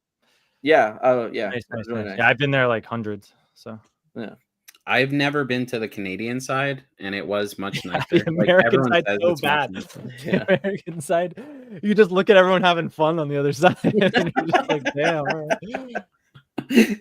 I was not supposed to be on that trip, so every video Dan took, I was just like way in the We background. literally hid it from the team for like a day and a half that he was there. So he took. We actually did take photos with him, but we didn't post them until like later in the week. Yeah, I did not have a passport, and I did an emergency, like pay 3 extra whatevers to get my passport back as soon as possible, and they declined me because my mom's like birthplace was not on my birth certificate. And so I was like, okay, where can I go to like turn in this birth certificate? And it was like California, Chicago. It was crazy. And then they're like, well, there's none. There's the closest place is South Carolina. There's no appointments. I was like, all right, I'm going to go. I'm going to go and see if someone cancels. I went and stayed in a hotel for 2 nights, and there was an appointment. Yeah. There was an appointment, and I went. Lorcana. Yeah. And he literally showed Disney up at owes my you. house. This is not a joke. He showed up at my house like 25 minutes before I was leaving. I barely He made didn't even tell me. He didn't even Yeah. tell me he was coming. Like I could have That's left, good. and he would have been screwed. I would have kept driving. His house was on the way to Yeah. Toronto. Would have drove himself. Yeah. What was the best part was the border agent on the way back. He was like, what were you here for? I'm like, oh, a Disney competition. He's like, okay, and you have nothing to declare. We're like, no. Nope. And he's like, you didn't win a trophy? We're like, it's not that easy to win the trophy, bud. Like, you try winning. He's like, you first guys place. lost? 2,000 people. You try Yeah. winning. Meanwhile, we're traveling with a golden Mickey in the car. That was worth $10 legally. Yeah, Golden Mickey's in like actually undeclared, not worth anything, right? It's $10. Yeah, what they you do. have you have to sign pay up. for when it? you when you sign the paper, it says everything that you won today is $10. That's Yeah. how Disney gets away with no Yeah. no taxes on it. Oh, that's funny. Yeah. It's all secondary market. which is great because it should mean that the game lives on forever because they're purely making profit. They don't have to provide like anything. Yeah. Just one piece of cardboard that's worth $10. Yeah, you have both. Do you have a deck? You have a deck already? Oh, you're gonna get the deck from Dan? Yeah. Yeah, apparently you need I had to ship you these things, so you got to tell me what you actually need. I didn't know that. I didn't get Rise of the Floodborn, by the way. Oh well, Scott said that I was getting a deck from you guys, so okay, that's fine. But you had to like tell me that so you can actually get it. Right. And when does the third set come out? May 17th. You have to get that there. 2 weeks before. Tom, I need you. Yeah, you're gonna have to get that stuff. I can help you out. Don't worry. I'm probably. I know you got the cash for it. Don't worry. You showed me it. I'm gonna be honest with everyone in the world. I'm probably playing Amber Steel. So, like, it's just you're my enemy. Then you're my enemy. It's like so good into Amethyst, and it can win on the play or the draw. If you borrow some Rapunzels, you're good for the rest. But Rapunzel's like, Bro. I mean, you have American dollars. Ain't nobody ready for Pride Lands. All right, ain't nobody. I could be on Pride Lands. That's true. Ain't nobody ready for Pride Lands. See, I don't even know what this means. Exactly. Yeah, I'm not ready. I'm literally not ready. Literally not ready. I literally learned about the Bayou like 2 days ago. I learned about this. And we thought you were in the future. Really? We're yeah. I'm in the future learning from you guys in the past. All right? Yeah, it's May 2nd there, but of like 2026. 1987 when fax machines were invented. Yeah. No, it's really just like, March 2024. That's all. It's a year. No, yeah, I mean, it's what I'm looking forward to the most is like I said, just like learning about the game from people who have done it already to like learn new meta about I don't know. Did you guys see like the first China decks that came out when those came out? They were like running like green yellow in set 1. It was like I was embarrassed by those decks. Green yellow existed here for like 3 days. It's fun though. I don't know. Yeah. It's fun for us. It's fun for us. I'll tell you that much. Steel Song said you're hilarious, and it never existed again. I was gonna say no one owns steel cards at that tournament. I showed Dan the like wheel with the color pie of what was played, and I'm like, is steel banned? yeah. Like, did people just not want to play cards like Spanish? Steel Song is played, but definitely the minority. That's crazy. It's whereas here literally like one dominated. of the best decks in sets 1 and 2 and 3. Ruby Amethyst 100% number 1 for set 1, set 2. Yeah, and I would argue that Amber winning Steel and play. Yeah, it's crazy. There's Steel Song players, but I would say they're number 2, sometimes number 3, depending on. For us, the thing that's most interesting was that for set 1, it was very difficult to have cards. So any of the reported events were kind of skewed because people were just buying what people were winning with. So it was never really like a fleshed out metagame because people didn't actually own cards. So that's like the one metagame I really wish that if we had it, we could just be like, oh, here's another 3 months of that just to figure out what people would actually do with it, Yeah. Oh, I have a great question. Are English cards worth more? Nobody wants them.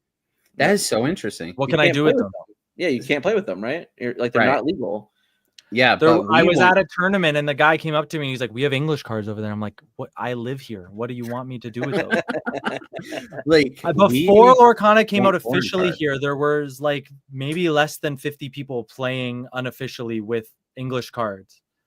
Those people are kind of pissed because they spent so much money. And if you went to like Magic or import, honestly, if you want to make like the way people are making money here is importing the deck boxes and the sleeves and the mats. Someone in comments said Dick's gonna fly there with the cases. If you fly here with cases, people will buy them. Of the deck boxes? Deck boxes are like $30. Sleeves are like $20. Play mats are $70. Dude, I'm just gonna send. Not American. Yeah. Like minus official? Like 20%. Official. Yeah. I just sold there's a guy in my locals who runs there was a guy with the Scar champion mat. Yeah. He bought it. I have 10 of those. Bring me one. I just That's my gift. sold an Thank Ursula one today. Shout out. I Yeah. just sold a playmat, Pooh Wizard playmat Do I have to a one of our photo? locals for $15 yesterday. That's so Yeah, cheap. Pooh Wizard is $30. That's just retail here. Yeah. $25. Pooh But- Wizard is fine. Like the ones that are coming, we're missing. So we never got Maui set 1, The just in time. Yeah. the just in time, and we never got set 2. There was one. We only got Evil Beast, So, and we got Pooh Wizard. I think there was only 2 in set 2. Oh, okay, and we Yeah, got yeah. Mulan sleeves and Sisu sleeves. This is so interesting. I remember the Sisu sleeves. I do not remember. He's Mulan like, sleeves. "What are you talking about?" Yeah, No, well, I remember Trying to find Mulan if I sleeves. took a I pic. remember were- Mulan. the sleeves were like very unplayable. Like you. Oh yeah, I would Yeah, never. they're all hard. I would But never people sleeve play a with real them. deck with that. Yeah, there's no way. I don't know if they're different quality here, so maybe try that out. when They you were go. awful. Like ours in set 1, 2, 3, they were awful. They've gotten better because they have a new company now, but I still wouldn't use them. Like I ran them not for with a tournament. external sleeves, Yeah. No, it's too much. but then it's like yeah, you can't shuffle it, and I'm Yeah, dropping yeah. it. And my girlfriend like already has problems with her hands shuffling, so she had it, and she was like, "Oh no!" And she like dropped, and you're running Belle, Hades, okay? And she's like, "No, no." yeah. I was trying to find if I had a pick, but there's like a famous store in Tokyo called Tokyo MTG, and they have a full wall of all the American imports, and everyone goes there. So right now, everyone at my big tournament was running the leather ones that just came out. With you come out and it has the Yeah. We basically have not gotten them because they were everyone recalled here has them. They're recalled here Oh, because Oh. the gold leafing peels off. I think that was already happening. Yes, that's right. The Rapunzel was set 2. Oh, That was the other playmat for set 2. Yeah. Oh, with her on the rope. Yeah. Yep. Like Yeah, the carousel one. Yeah. Yeah. So sure. it's interesting with that stuff. That's what I would say has been a lot of the people I follow a lot of the community on Twitter. I'm sorry. The majority, I guess that's another thing I'll say. Sorry, I know we're going on forever here, but We're vibing. Twitter is the main place for 100% everything. I'm so sorry. As someone who tried to get off Twitter and go to Blue Sky, things like that, I have to use Twitter every day to do anything, whether it's sign up, follow anyone who's tweeting. Wow. Okay. All 100% through Twitter. If you want to see the buy lists for stores and what the prices are, Twitter. So interesting. Like they don't have a 100% website. Twitter. Like it's just not a thing. They have a website, but Twitter's just king. That's crazy. And they call it X, but I call it Yeah, Twitter. that's so interesting. The I meant to make a slide of this. I completely forgot. I had to grab my kids real quick earlier. So the official Japanese Disney Lorcana Twitter shows what looks like content creators. Yeah. Are these employees or are they content creators? They're content creators that they just give cards to early. We've never had any content You have to creators do you guys know about like the featured? VTuber scene out here and everything like that? Sure. Like VTubers? I know what they are. Yeah. They're the bread and butter. They are billion dollar industry. Literally, companies will employ people that will be their like this stuff is money. So it's like you have to imagine that these people, you know, they have 5 million views. They're like Mr. Beast level. So they're like, here's the cards. Can you open them for us? It's just that's just a thing in Japan without a doubt. It's definitely a thing in America too. But you're saying Ravensburger has never given Ravensburger's never featured a content creator, right? Oh, that's what you're saying. I wasn't there in the It beginning. depends on your like Well, it depends what on I the would say- definition of feature. What I saw was when what's the current set? I can't pronounce any of these. weird Arcasia's sets. Island. I do not look forward to saying these things in Japanese, by the way. Arcasia's Island. Yeah. I would We say just said Arcasia I would have to assume that it's literally just Arcasia's Island. yeah, Like, like, even in for Japanese, you, it's like Arcasia's Island. Like it's just that sounds crazy. Interesting. So far, everyone just said set 1, set 2. We don't say the names. Okay. That'd be But so much whatever, better. set 7. That makes sense. I was seeing when they were doing Azeroth card, Sea, Shimmering doing Skies. card. Yeah, they're way too hard to say. Yeah. When they were showing cards, they had people with like 30 subs. Here's a card, you can show it. Yes. In America? Yeah. Yeah. Yes. I would say that's kind of, but you're saying the official Ravensburger Twitter has not retweeted someone or been like, here's our official. Very, very minimal. Right. They've had very, very minimal. Yeah, like right now there's a people retweet on campaign with Lorcas. 2 girls. I don't know who they are, but there's a retweet campaign. If you retweet, you can win cards that they signed. That's what I saw. So it's just Japanese. That's just Japanese. That's all I'll say.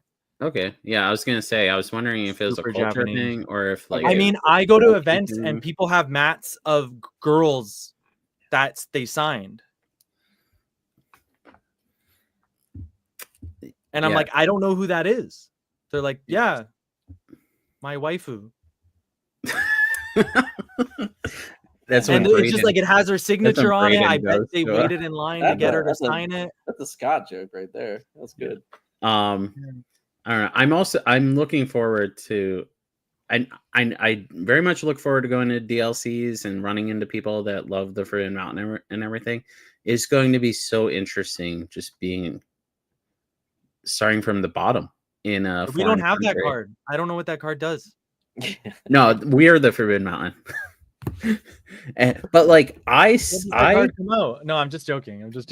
I keep stacks and stacks of cards that people ask me to sign on a regular basis with me, so that people don't come up to me and be like, "Oh my god, I should have brought a Forbidden Mountain or a snake or a Maui whale," stuff like that. I always have them in my book bag. I've pre-signed cards because when I go to a DLC, I give out maybe you like 1 million ink tokens. Yes, I have the ink token signed too because You know I what will was sign big? like 100 autographs at a DLC. The people will go crazy for stuff here because, like, at that, like I said, that Tokyo MTG shop, even the little dice that come in, because we don't get the treasure troves. Oh, there's no troves. People love troves here. We don't get troves, so people want those dice. They'll pay $10 for them. Sheesh. Dixie and some his My wife is staring at me as you said that. She's watching it on her phone and she looked right over at me. I have No, like we a don't have million of troves. those. Just Bro, like where do I put these cards? in boxes. But that's why it's interesting because it's a different. Yeah, we use different. Yeah. Yeah, we use those too. Yeah. I got this at the dollar store, $1 plastic version. These are made for cards. Okay, they stand up at least. Yeah. Okay. No, they're made for cards. Yeah. All right. Very good. I think that for $1, that's insane. Yeah. That's what I'm saying. This country. Not only that, that's 60 cents American. Yeah, that's It insane. holds 600 cards, it says.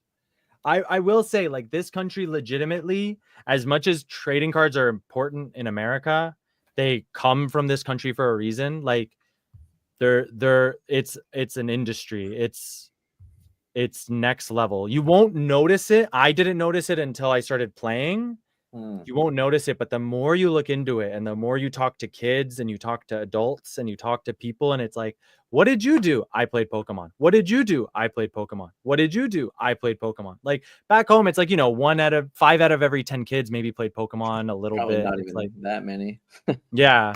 Yeah. Or like I only played the games on the DS or something, right? But these kids like grow up playing card games, flipping the dice, like everything. Like if I go to my school right now, I teach at a junior high school. If I go in any class, like who plays Pokemon, like 7, 8, 9 kids will raise their hand. And like, if I go to the place, I see the kids. It's interesting that you're saying that still exists in culture now, because for us, it feels very difficult. It is the core of the culture. Like it is the culture. Everything else is. Yeah.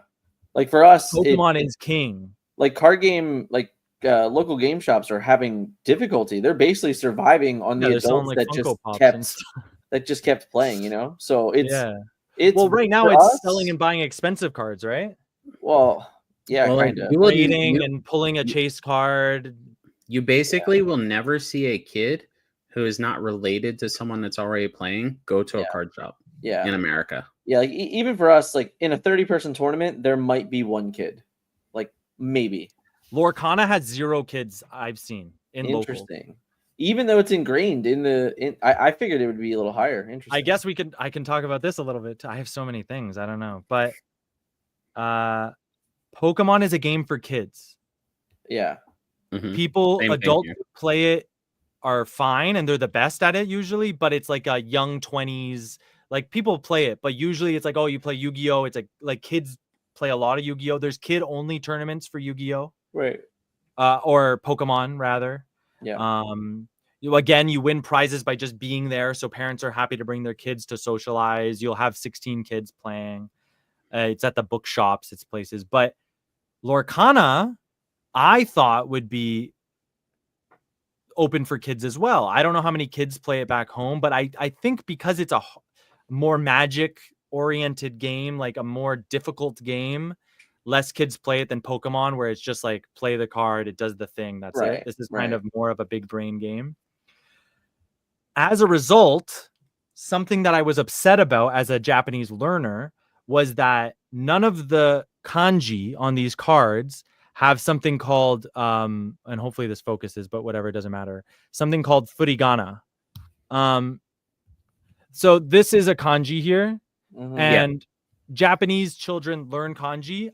None of us know kanji, right? I know them now because I study it, but there are some kanji that people don't know that are just like, we never use that kanji, so I don't know it. So if you show it to them, they'll be like, I don't know. Or if you ask them to write out like a weird kanji, like lemon or soy sauce, they don't know how to do it.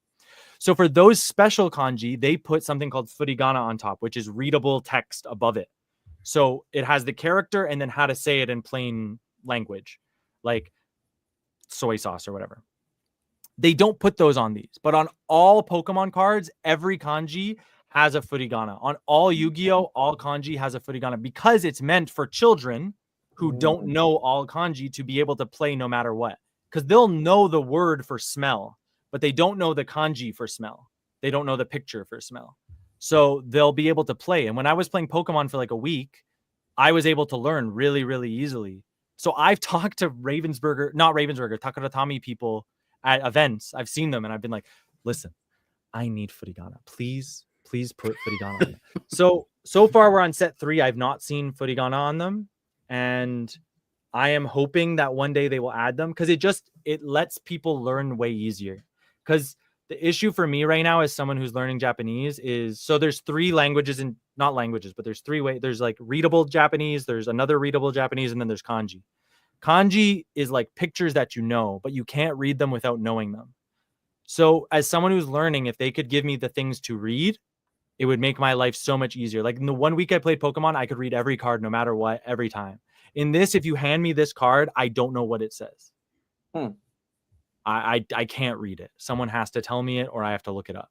So if they put furigana on it, and I begged them for it, so hopefully set 4, 5, 6. And I think they do that because they know kids aren't going to play this game for some reason.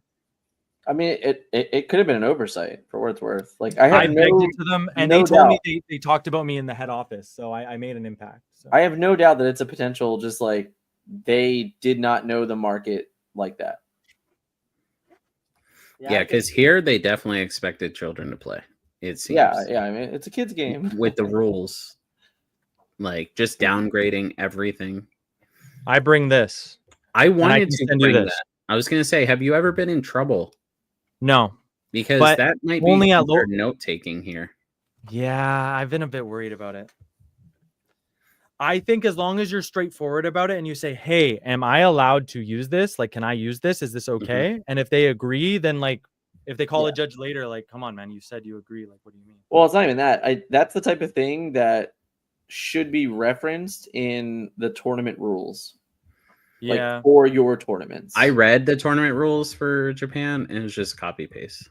So I guess another thing I can talk about Japan is in all games, they have this rule. You can only use Japanese cards. Other places, you can use English cards. And I think it's because of they're scared. They don't want to. I was going to say, what about Magic? Magic can use both. Magic can use both. But Magic was a primarily dominated Western game. It's a Western game. Every other card game is a Japanese game, right? I guess I would say like, yeah, it's hard to say. I think that they honestly, from like what I know about this country, they don't want to ever have an issue. Well, They for don't. us, I mean, we They also just want Japanese people to play it. Just to be honest, like they Yeah. just want Japanese people to play. Yeah, but That's it's also a matter of like they printed the cards in Japanese. They need people to have to buy those cards because otherwise, why would anyone buy them? Yeah, we made a whole video about it. Like, I could literally ship you or bring you cards. Anything. Literally anything. Oh, worthless. I don't even mean being able to play both. I just mean like they don't want to deal with other people. Like they want to speak Japanese, know Japanese, and it's in Japan and we're Japanese people and we play in Japanese and it's only Japanese. Done. Yeah. Easy. Yeah. The second you start adding other people, because this country is 99% Japanese people. In America, right? You might have someone come to a game who can't speak English. It's like we have to deal with them and work with them, and it's fine. We'll figure it out. But here, if that happens, everyone's like, what do I do? So they'd rather just write in the rules like only Japanese. We don't want to deal with any problems. The game's way too difficult to be like, oh, turn 6, you played this and you did that, and you can't speak the language I can speak, and a translator might mistranslate me. Like I've had situations where people have just told me no because they thought the translator would guarantee that they said that thing and that I could use it against them later or something like that. Not in Lorcana, just in like everyday life. Like, is it that way in left? And they're just like, I don't want to tell you something wrong, so I'm just going to tell you nothing. Anyway, I've gone on a lot of little tangents here, so we can end it at that if you guys want. Yeah, we're educated. It's okay. We learned today. I left like all these notes on my pad now. Good. You can add more later. And I'm happy to talk to some people about the game because, like I said, it's been difficult as someone coming from set 1, set 2, and the knowledge I know is there, but there's so much knowledge now versus then that it's like I'm trying to like look at set 7 stuff and apply it to set 2 stuff, and it's like, is Lawrence good now? Can I use Smash now? Is that good? That's like tough. That's tough. I think it's very difficult because you also because of this, because of that. Right. Like there's definitely layers of like this is good now because of this thing that exists, which might not exist in set 2, you know, like so. Yeah, where it's like don't play this because Brawl exists, but Brawl doesn't exist yet. So should I be playing this? That's actually better. And so like big thing is like Medusa made so many cards unplayable. Like in set 3, you're gonna get Madame Medusa, and she literally ruins half the game. Yeah, she banishes anyone with 3 attack or less. That's a good question. There's a good Orion question here. This will be our end question.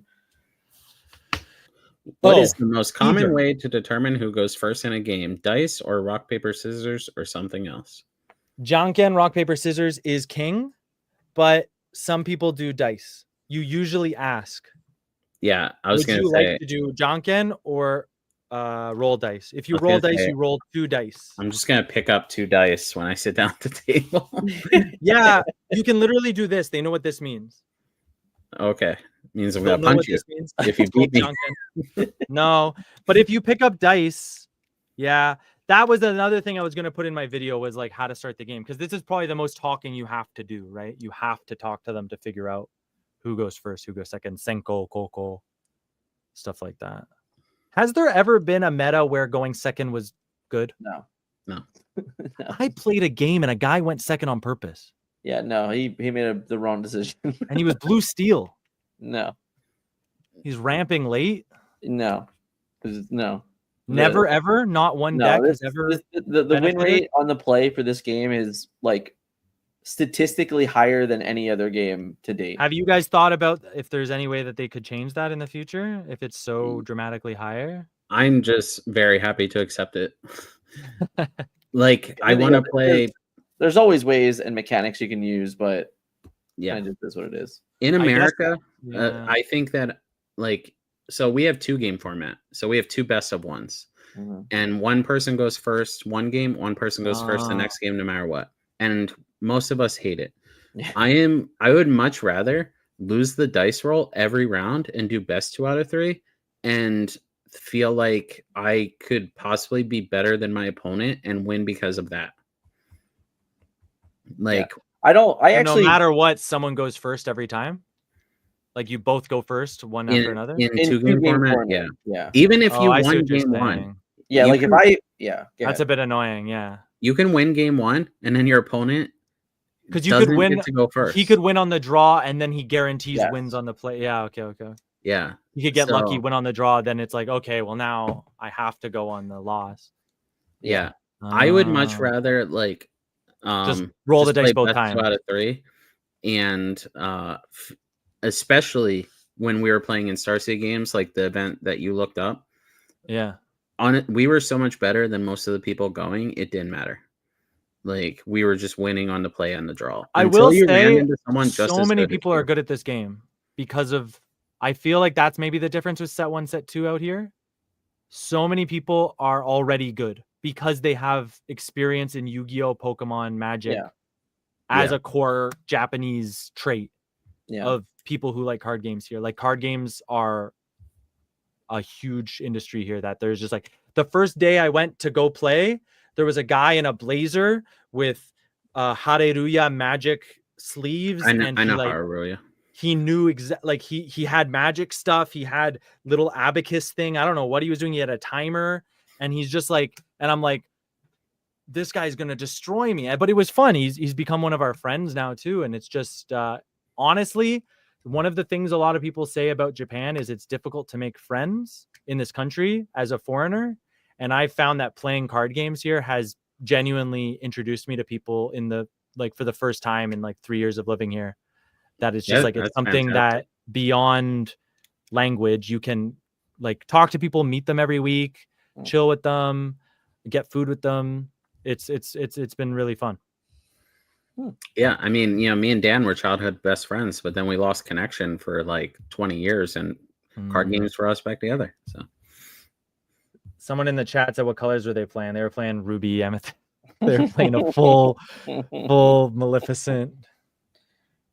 Everything. So yeah, Hareruya sleeves, they're definitely Ruby Amethyst. You know a Magic player from a blazer and Hareruya sleeves, but now they're not going to be able to use them. Yeah, I was going to say you can tell. Like I would at least be able to tell just from my opponent's mannerisms. Of like how they hold their deck, how they shuffle their cards. I could probably they always grab the cards, they grab them and then they tap them. them and then they put them in their hand. That's a big thing here. I don't know if you guys do that. Like if we drag. Yeah, we drag. We put it on the table and pull, tap. Yeah. And you make sure you don't accidentally pull 2 cards off your deck that way. Drag? Yeah, like a. Yep. Oh, we pull, tap. Do you do this with your hand while you play? Japanese people are really good at doing it loud. So loud. Yeah. There are big flickers. They love to flick. Like I can hear them across this thing. Personally, I've been doing this lately. I've been playing them like this. I'm crazy. So many people that confuses them. That is how I think that's how elder Magic players have played. This is how I play. I just like to look at the thing and I know what it is. God, those I feel like I play the game very differently, like memorizing the pictures, where it's like I just know what this does now. I never read cards. Yeah, reading. So I think I have a pretty good understanding of them. Nobody reads. No one. No, I know, but I don't even have the safety net. Yeah. So it's like I have to know it. Like I played a guy set 2, like day 2, and he played a 7 Dwarves deck, and I was like, I'm gonna just trust everything you're doing is legal. I have no clue what the good news is that all those cards are bad. So it's fine. Well, he beat me, so maybe they're good. Maybe they didn't do what they said they did. Yeah, he's like, pick up 7 cards with this one. I was like, okay, that's fine. Yeah. He's like, this one lets me do 10 damage. I was like, okay, fine. Yeah, that's not it, man. That's not it. The one time I tried playing Yu-Gi-Oh, I trusted my opponent and he cheated so bad it wasn't even funny. Every card he played, I asked him what the card did. I later found out like none of those cards did. Oh man, first time playing card games. It's fun though. Like cheating is kind of part of the game when it's accidental too. Like that's kind of the fun part of it sometimes too. Like when you're not in a big tournament, if a cheat happens by accident and you find out later, it's like that's kind of the whole fun of it sometimes too. Like my girlfriend plays Blue Steel. If you're playing with like your significant other. Well, I'm just saying like an accident that nobody catches and then you catch later. That's just a part of card games, right? she was playing Blue Steel, and she holds Whole New World and then sings it. That's like her whole thing. And so she had Whole New World and another card. She put them down to like focus on the thing, and then she only picked up one, and she accidentally put Whole New World down, and then was inking it, and nobody noticed. And then she was just top decking and lost out of her mind, and she didn't realize till like 2 turns later. And it's just funny that something like that could happen in a like very official game, and neither person catches it, and you lose as a result. So Yeah. and you can't say it after. It's just sorry. We're so it messed her up. So it's not like she cheated to win. She cheated to lose. Yeah. We're so obsessed with Disney Lorcana here. Like, we know the flavor text. I can't tell you any flavor text. I cannot tell you. Dan wouldn't be able to flavor either. text. But me and JDZ Quest were on a game show, and we were going back and forth. Whoa. Every card. But anyway. Couldn't tell you. I know Olaf. I like warm hugs. All right, that's it. That's what we get. Amai Chino. Can't read that kanji. All right, I'm out. It's over. I get. I get. Well, Tom, one more time for everyone. Would you like to tell them where you are from, sir? You can find me on YouTube, Frugal. On Twitter, Vegan. I'm from Japan. I play Lorcana mainly. I also upload other videos. Like I uploaded a vegan. There was a bunch of vegan food that came out at Disney Sea. I'm just casually uploading. If you're interested in any Japanese stuff, check me out. I'm also chronically online, so feel free to DM me with any questions if you want to come to Japan. If you have any things you want to get, I'm happy to even help people out if they want to get a promo or something. So feel free to reach out. That's it. Yeah, just send him a pack of Dragon Shields. Yeah, honestly, you guys have no idea how far those American like stuff goes out here. It's so hard to get out here. It's crazy. Yeah. Anyway, all right. Well, Yeah. Thank you. This was great. Yeah. When we hit end, it doesn't kick you off. Don't worry. Yeah. Oh, yeah. okay. I see. Yeah. You'll be okay, but everyone else. So we're mostly saying goodbye to everyone else. Thanks for hanging out with us. Thanks, guys. You were awesome. Hope you guys enjoyed a lot of like Japanese information. Like I said, I have a whole notepad here of just things I wrote down just so I like remember them, you know. So thank you so much for your time tonight, Tom. And No your problem. infinite Ariel. Wanting as well. Adios, guys. See ya. See y'all later.